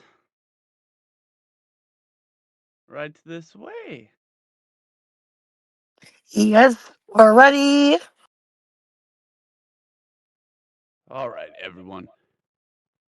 I'm sure you guys have had a wonderful day today after your class at Evocation. Now it's time for a little defensive magic. Here we are going to talk about the counterweight to Evocation magic, wards. Before we talk about spells, mechanics, or tiers, I want to establish a principle. The best defense is positioning. Not shielding, not absorbing, but positioning. If you can prevent an attacker from reaching you, that is better than blocking the attack once it arrives.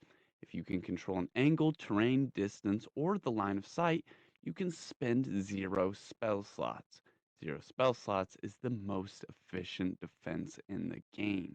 Ward magic amplifies smart positioning, it does not replace it.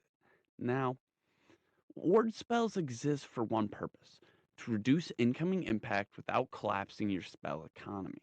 Unlike evocation, ward does not win by ending fights quickly, wards win by outlasting them, by denying the momentum of the enemy caster, by forcing your opponents to overspend.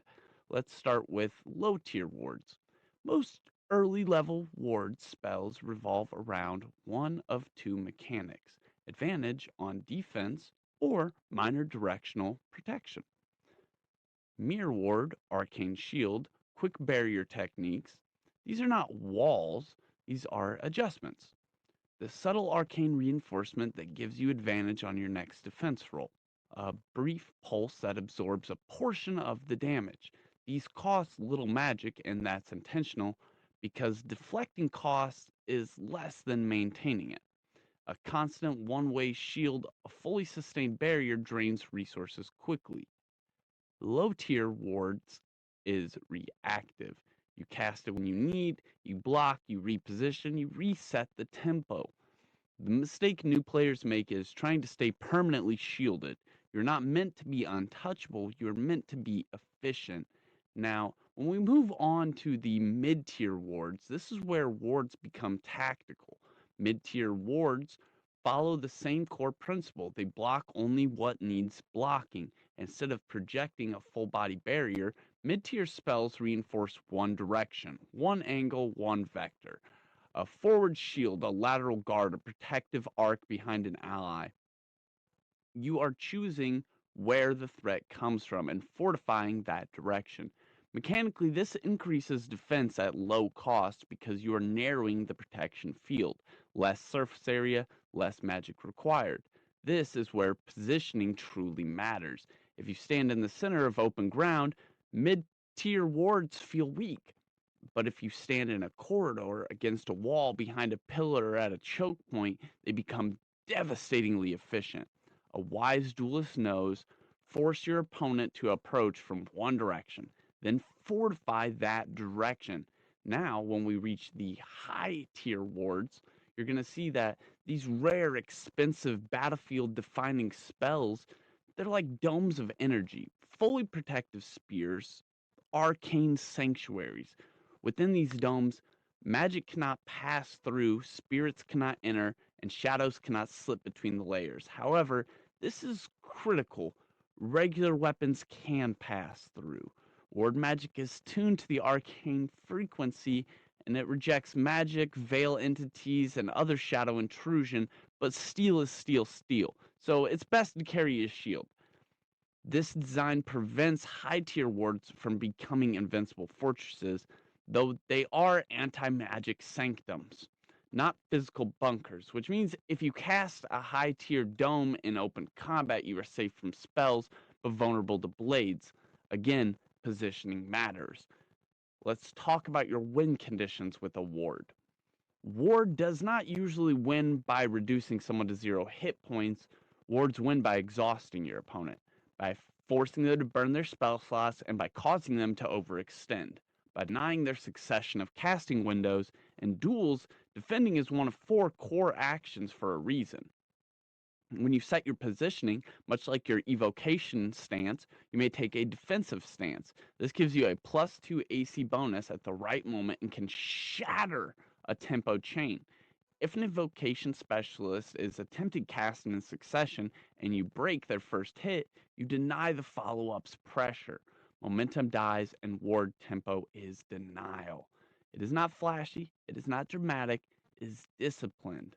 Now, in your mindset, there are 2 kinds of ward casters, your reactive wardens and your predictive wardens. Reactive wardens wait. They respond and they defend after the attack begins. The predictive warden reads the stance, anticipates, and therefore fortify before impact. A predictive warden will spend less magic in the long run because prevention is cheaper than recovery. And that brings us back to the first principle. The best defense is positioning. If you can force a caster into a narrow lane, break a line of sight, or use terrain to remove flanking, anchor your back to a wall, your wards become exponentially more efficient. A low-tier directional shield in a hallway can outperform a high-tier dome in an open ground.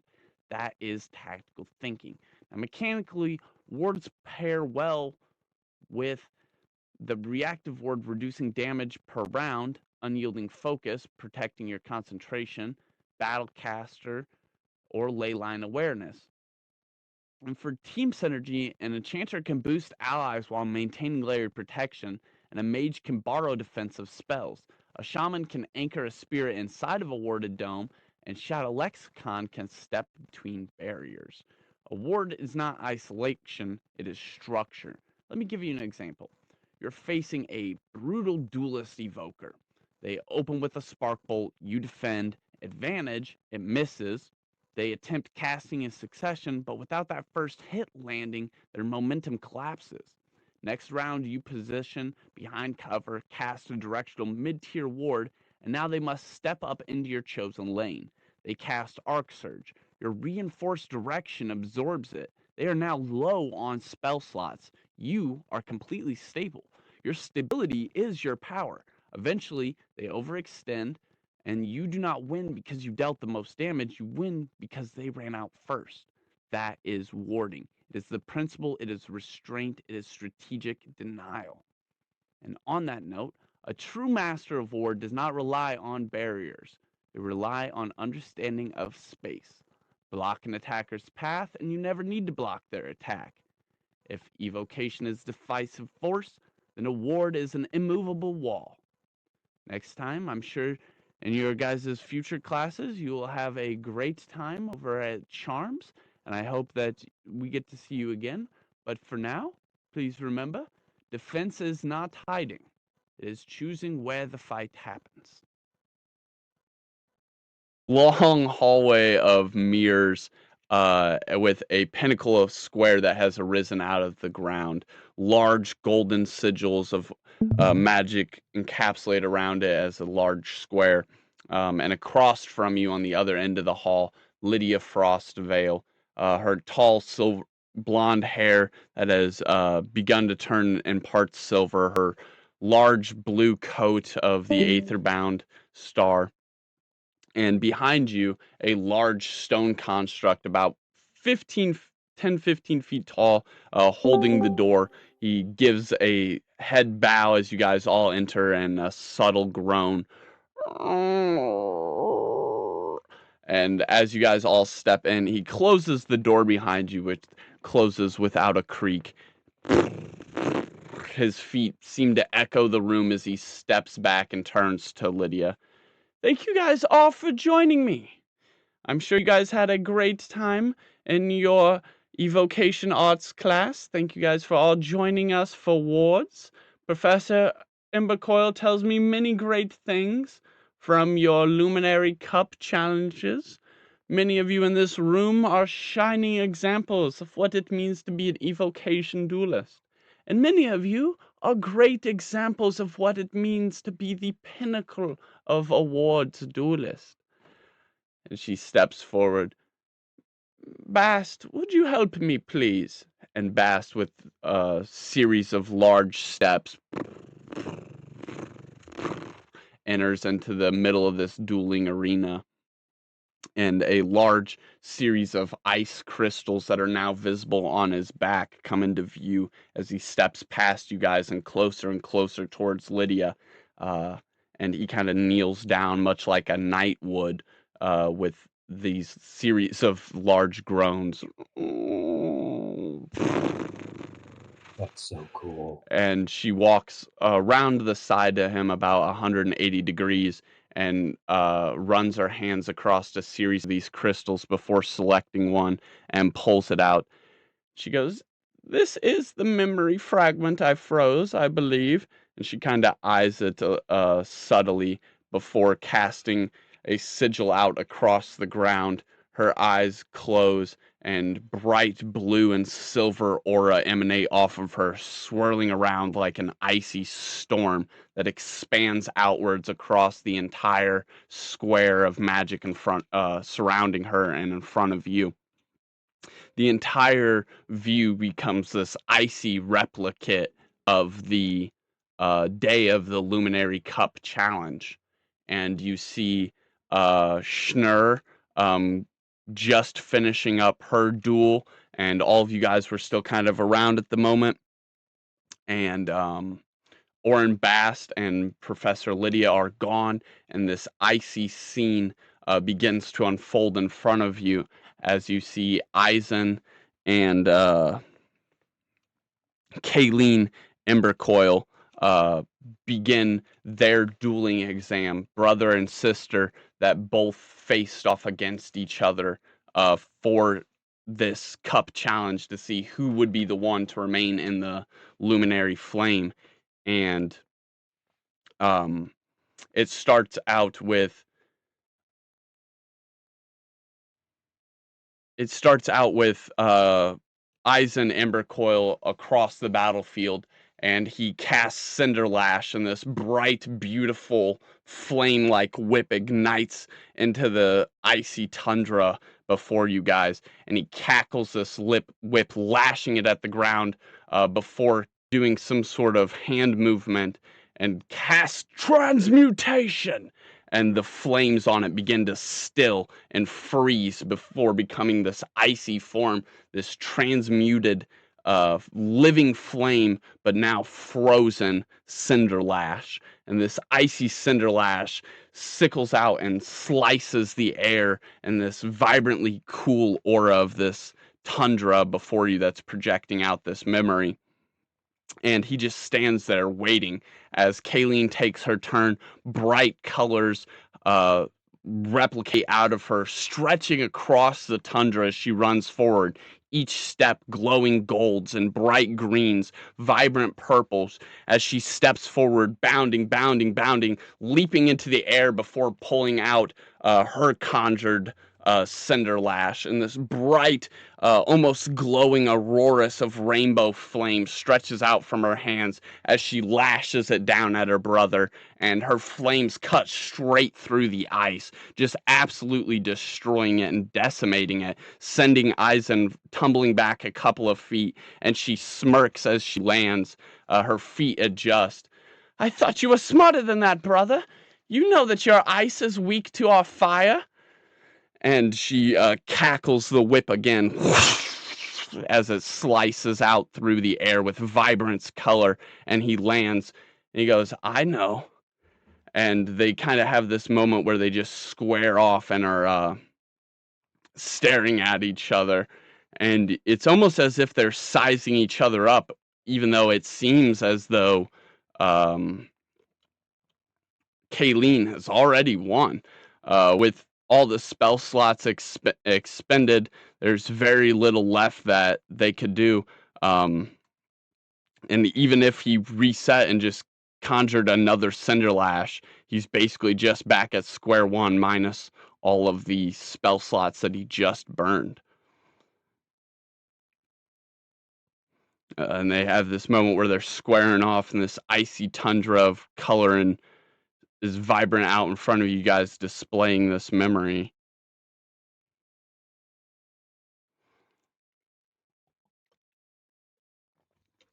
And then the action resumes. Kayleen tries to go dashing forward, but it is now Eisen's turn. And as Kayleen gets closer and closer, he puts his hands both down on the ground. Binding Rime! And the water below that his whip was just melted and eviscerated into becomes an icy tundra that shoots out forwards. The rime freezes Kayleen solid in her tracks. With no focus left and exhaustion incurred, her whip dissipates, and she sits there frozen until she can make a strength check. But she'll be at disadvantage because she's exhausted, and it would take a very long time to break out of the ice. And as you guys know, if you're held for 3 rounds, that is basically it. The duel is over.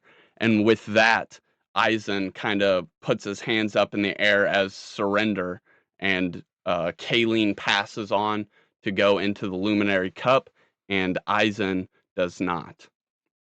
And though he won, he surrenders and lets his younger sister be the one to carry the family torch onwards for the Luminary Flame. And he himself, we found out that he went into the Obsidian Veil later in that episode. But that is the end of the Icy Tundra memory. And with that, Lydia reappears, the memory disperses. Oren Bast is kind of standing on the opposite end of the room now, and Lydia is much closer to you guys. Did everybody watch closely there? Mr. Embercoil was very quick to put himself in what seemed like a bad strategic position to lure the enemy into an even worse position. Sometimes it is not about taking better position, but getting your enemy into a weaker position. Now, may I ask you each, what is one fact about lesser wards?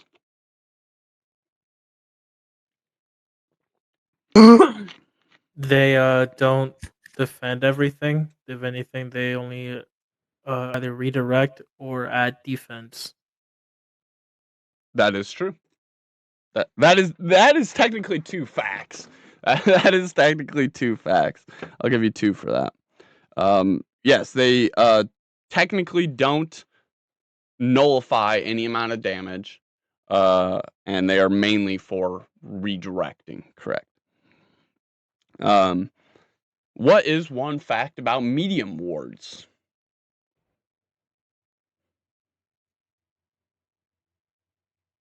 They're a forward shield protective, like it protects you in a certain direction. So if you're backed into a corner, everything in front of you is per se what's protected.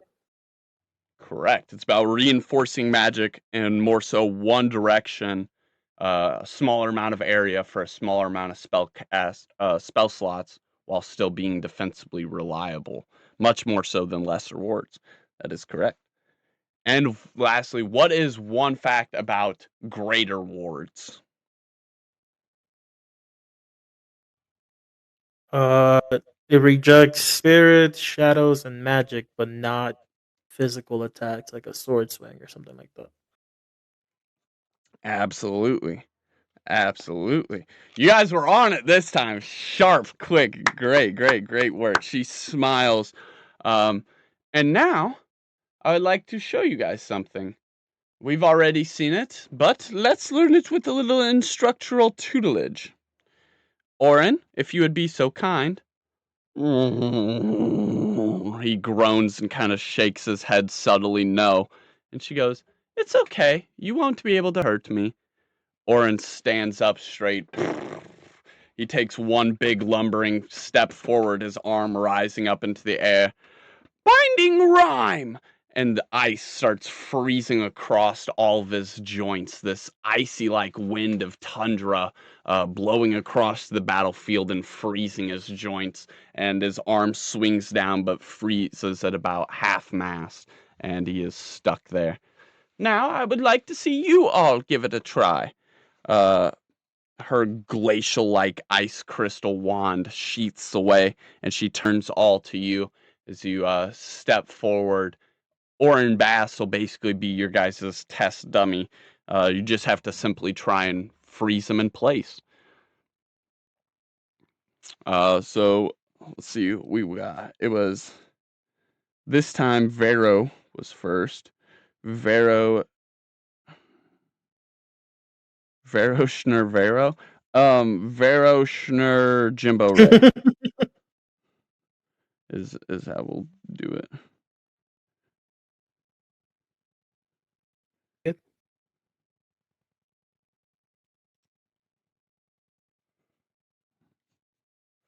All right. All right. Go ahead and roll your d20. The DC for this one is the same as Cinder Lash. So it's 11. This is the magic number we're looking for. At 20, baby! Critical success. Let's go. That's what we love to see. All right, go ahead and roll those 2d6.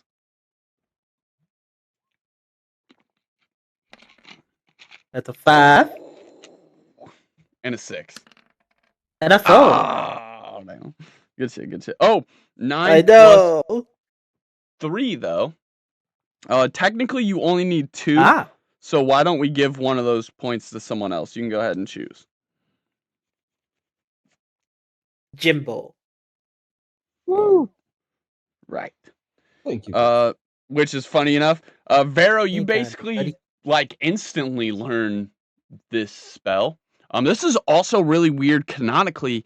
Ice is the deprivation of those strong emotions, decisive calculation. And it's very ironic that that just so happens to synergize with you a little bit more than fire, which should be kind of easier to learn. Very interesting. I love the lore. But you have learned Binding Rhyme. Congratulations, Vero. Next, Is that a Jimbo. cantrip or a spell? It is a spell. It is also Oh, yeah, level what 2. is that binding? And we'll get the information for it tonight when we do the pack openings.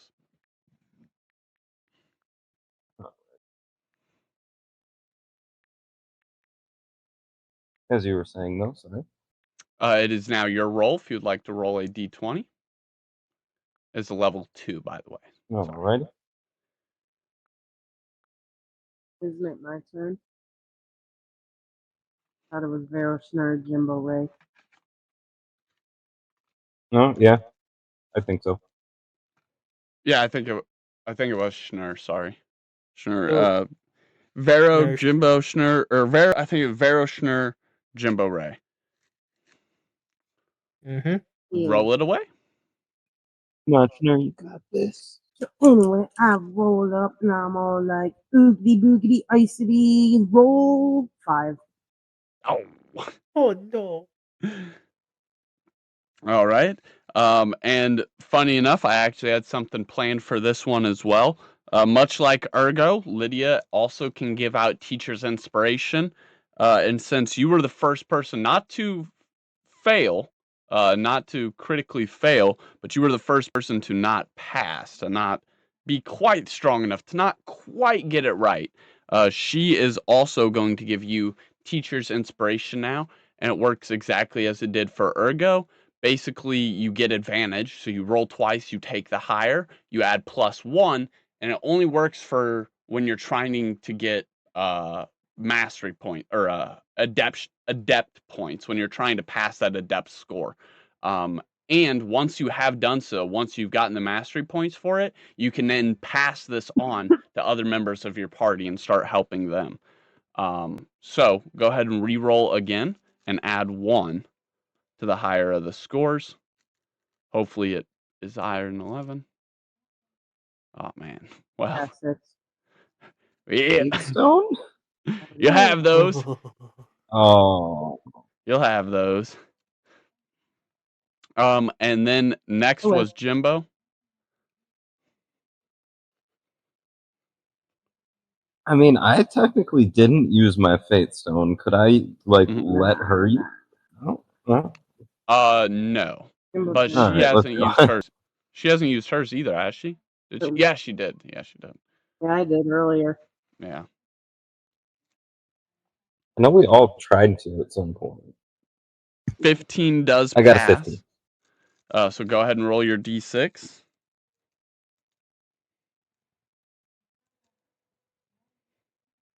One. Oh. Ah. Plus what? That's +1 from 1 + 1, right? Vero. Correct. And you still have a plus, or no, that was Schnurr. Schnurr has a +1 hanging around for trying to get the points. Wouldn't have applied there, but because she wasn't even close. But we'll save it for the best opportunity when she's like a point away. Ray, roll your d20.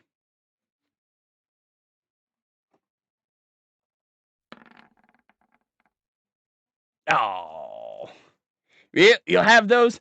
You'll have those, she says. She laughs. It's all right. Keep going. Orin won't hurt you. And he actually kind of takes a couple steps back to give you guys some more time. He's like, and this actually extends your adversity score. So much like last time, you would start incurring an adversity score after 3 attempts. But Orin Bass stepping back and trying to be like, oh, act like I'm taking longer to get there is actually going to increase that time to 4 turns. Big stone guy loves ya, and he doesn't want you guys to feel pressure like he's actually gonna squish you. He's like, oh. And Thank you, big stone guy. it starts back off at top of order, but Vero has already passed it. Vero, keep in mind you now have inspiration to pass on along the way. Next was Schnurr. With she already has teacher's inspiration though. Keep that in mind. So go ahead and roll twice, take the higher, and add 1. I'm gonna go ahead and take myself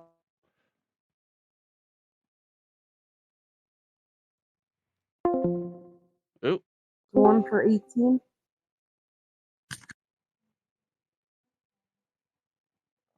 Nice. All right, 17 plus 1 is 18. That passes. Roll your d6. I got a 5. Ooh. Let's go. And then that brings us to Ray. Roll your d20.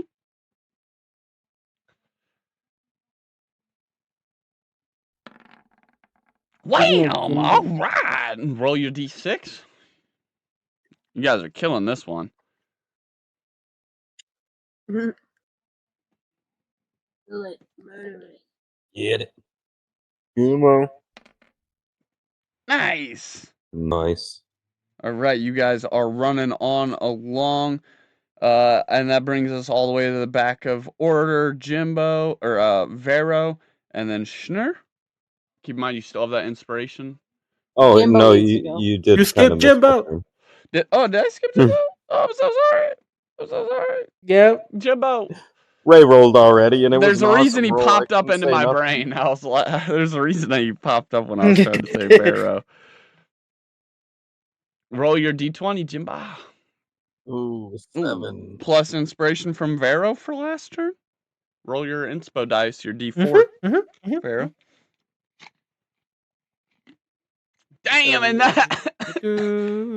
Oh, wait, is that someone else's d4? Yeah, damn. Oh my god, it's comically You know what, bad. Jimbo? I'll give you another turn. As Orin Bass seems to not want to squish you guys, he goes extra slow when Jimbo goes to cast. Reroll, because I accidentally tried to skip you. Oh, yeah. Can I? Yeah, you can. You'd have to get a 11. Would be 4. 3. Yeah, or no, It'd be that a 4 would only be 10. So yeah, there's you actually can't get him to an 11. It's impossible, unfortunately. I'll still try. If you do roll a 4, we could smudge it. Ah, so close. So close. All right, back to top of order for real this time with Schnur now. Vera, you're saving your inspiration, so you can give that on this round. All right. First roll is a 15. That Second one passes. 14, so I'll be 16. Good shit. And then your mastery points, your d6. 1. Ah, yeah. Yeah. You're still past halfway now, so that brings us to Jimbo. Let's go. Get it, Jimbo. Yep. 7. Can I roll? Yeah. If you get a nat 4 this time, it's legit. Yeah! Holy shit balls. Let's go. Roll your d6, Jimbo. Let's hear some inspiring words, though. I want to hear what Vero says to Jimbo. Jimbo, don't be like Draylon. Focus. I'm focused. Your focus worked. We got 5. All is well. Good shit. You're It's so not close. a 1. And then I Ray. thought I was going crazy. I thought I was reading in binary code for a second there. Roll your d20. Oh, D20? No, Ray. No, Ray. Oh, Ray. okay. Come on, Ray. Come on, you got this. Woo! Oh, yes. And then roll your d6 for mastery points.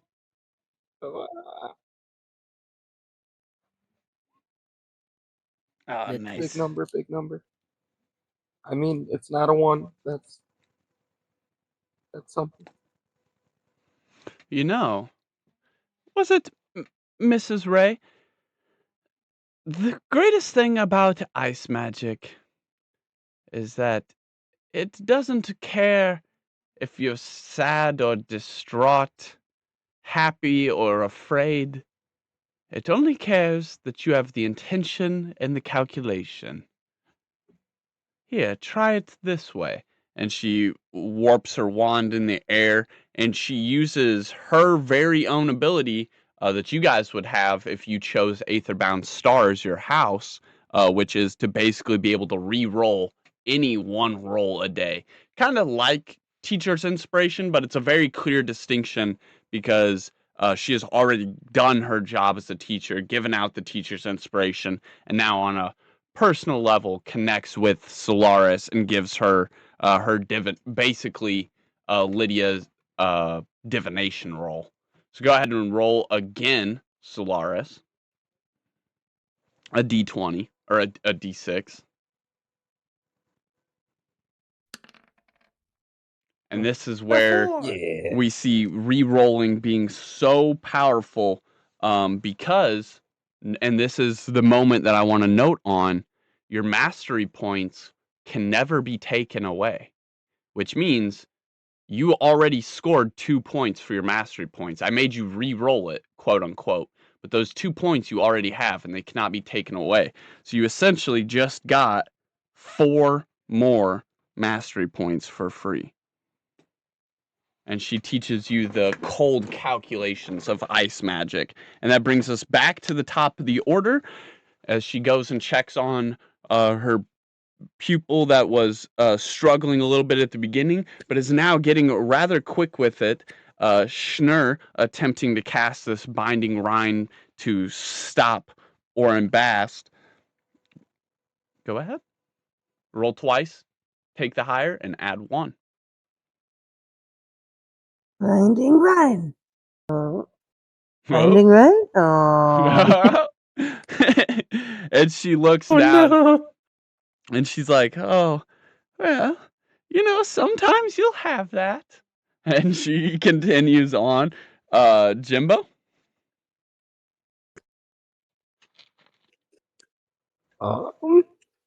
Let's send it, huh?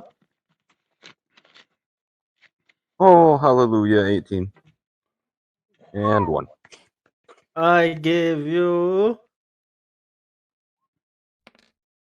Yeah.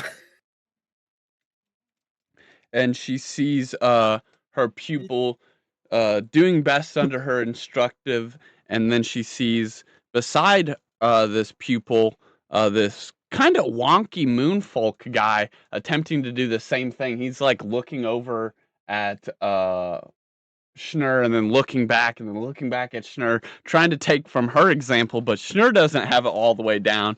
And Lydia steps in again and she goes, it works a little better if you try it like this. Don't worry about others, only yourself. And she looks forward at Orin Bass and does some similar, very specific hand motions showing you. And she uses that very same Aetherbound House ability again, because since she is the teacher, the house teacher of Aetherbound Star, she can actually do this up to 10 times a day, which is just insane. And now you may re-roll your mastery dice specifically. Also, you can't use inspiration on mastery dice, which is why it's so special that Lydia is helping you guys with the mastery. With her Aetherbound Star House Cup roll. There we go. And again, just like before, your points can be taken away. So you already squirreled those points away, which brought you to 8.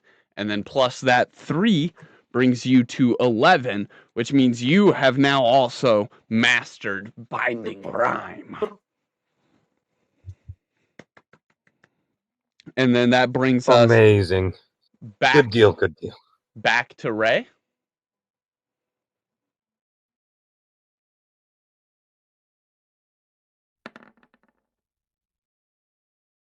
Who maybe needs a little inspiration.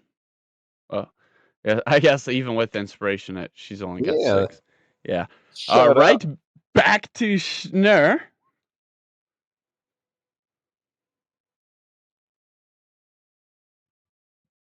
Oh.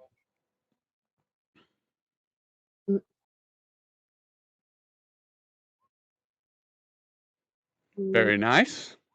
The 18. Very nice. 19 in total. And Vero, would you like to use your inspiration? Yes. All right.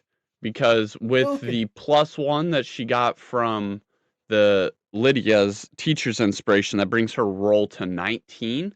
So plus your 1 from your inspiration during your turn in this initiative, that would bring her to 20, which is a critical success. So she would get to roll 2. So I seen that 4. Go ahead and roll another. Which you actually don't even have to, because that brings you to 10, which means no matter what you roll next, you have the total. But you should roll just so you see if you have any that you can pass on. You can't bank mastery points, but you can 4. pass them on and help other people, like the opposite of an adversity score, so to speak. And with that 4, that means you have 3 points that you can now pass on to Ray, and she is only 1 point away, which means you two working together would be able to master it at about the same exact moment.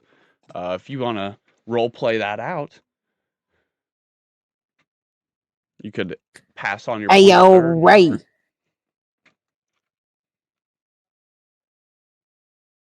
I got some extra points here, man. You need some points?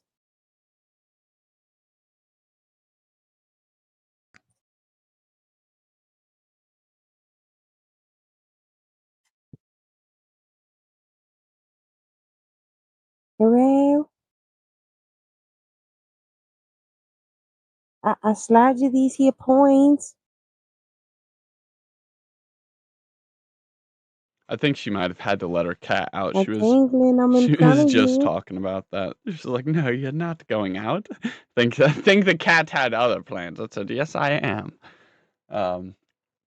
But that is perfect because both of you guys would now have mastered it, and that would bring us to the end of our ward's lesson, which is phenomenal because that is where we are actually going to leave off today's session.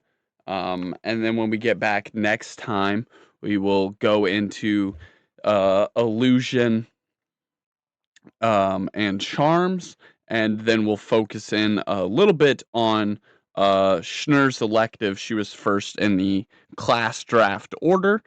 Um, all of you guys must master this spell and then hit your study for that specific class at least once. So what this means is over all the next sessions, you guys are going to have those opportunities, much like you did at the beginning of today's session for your study material.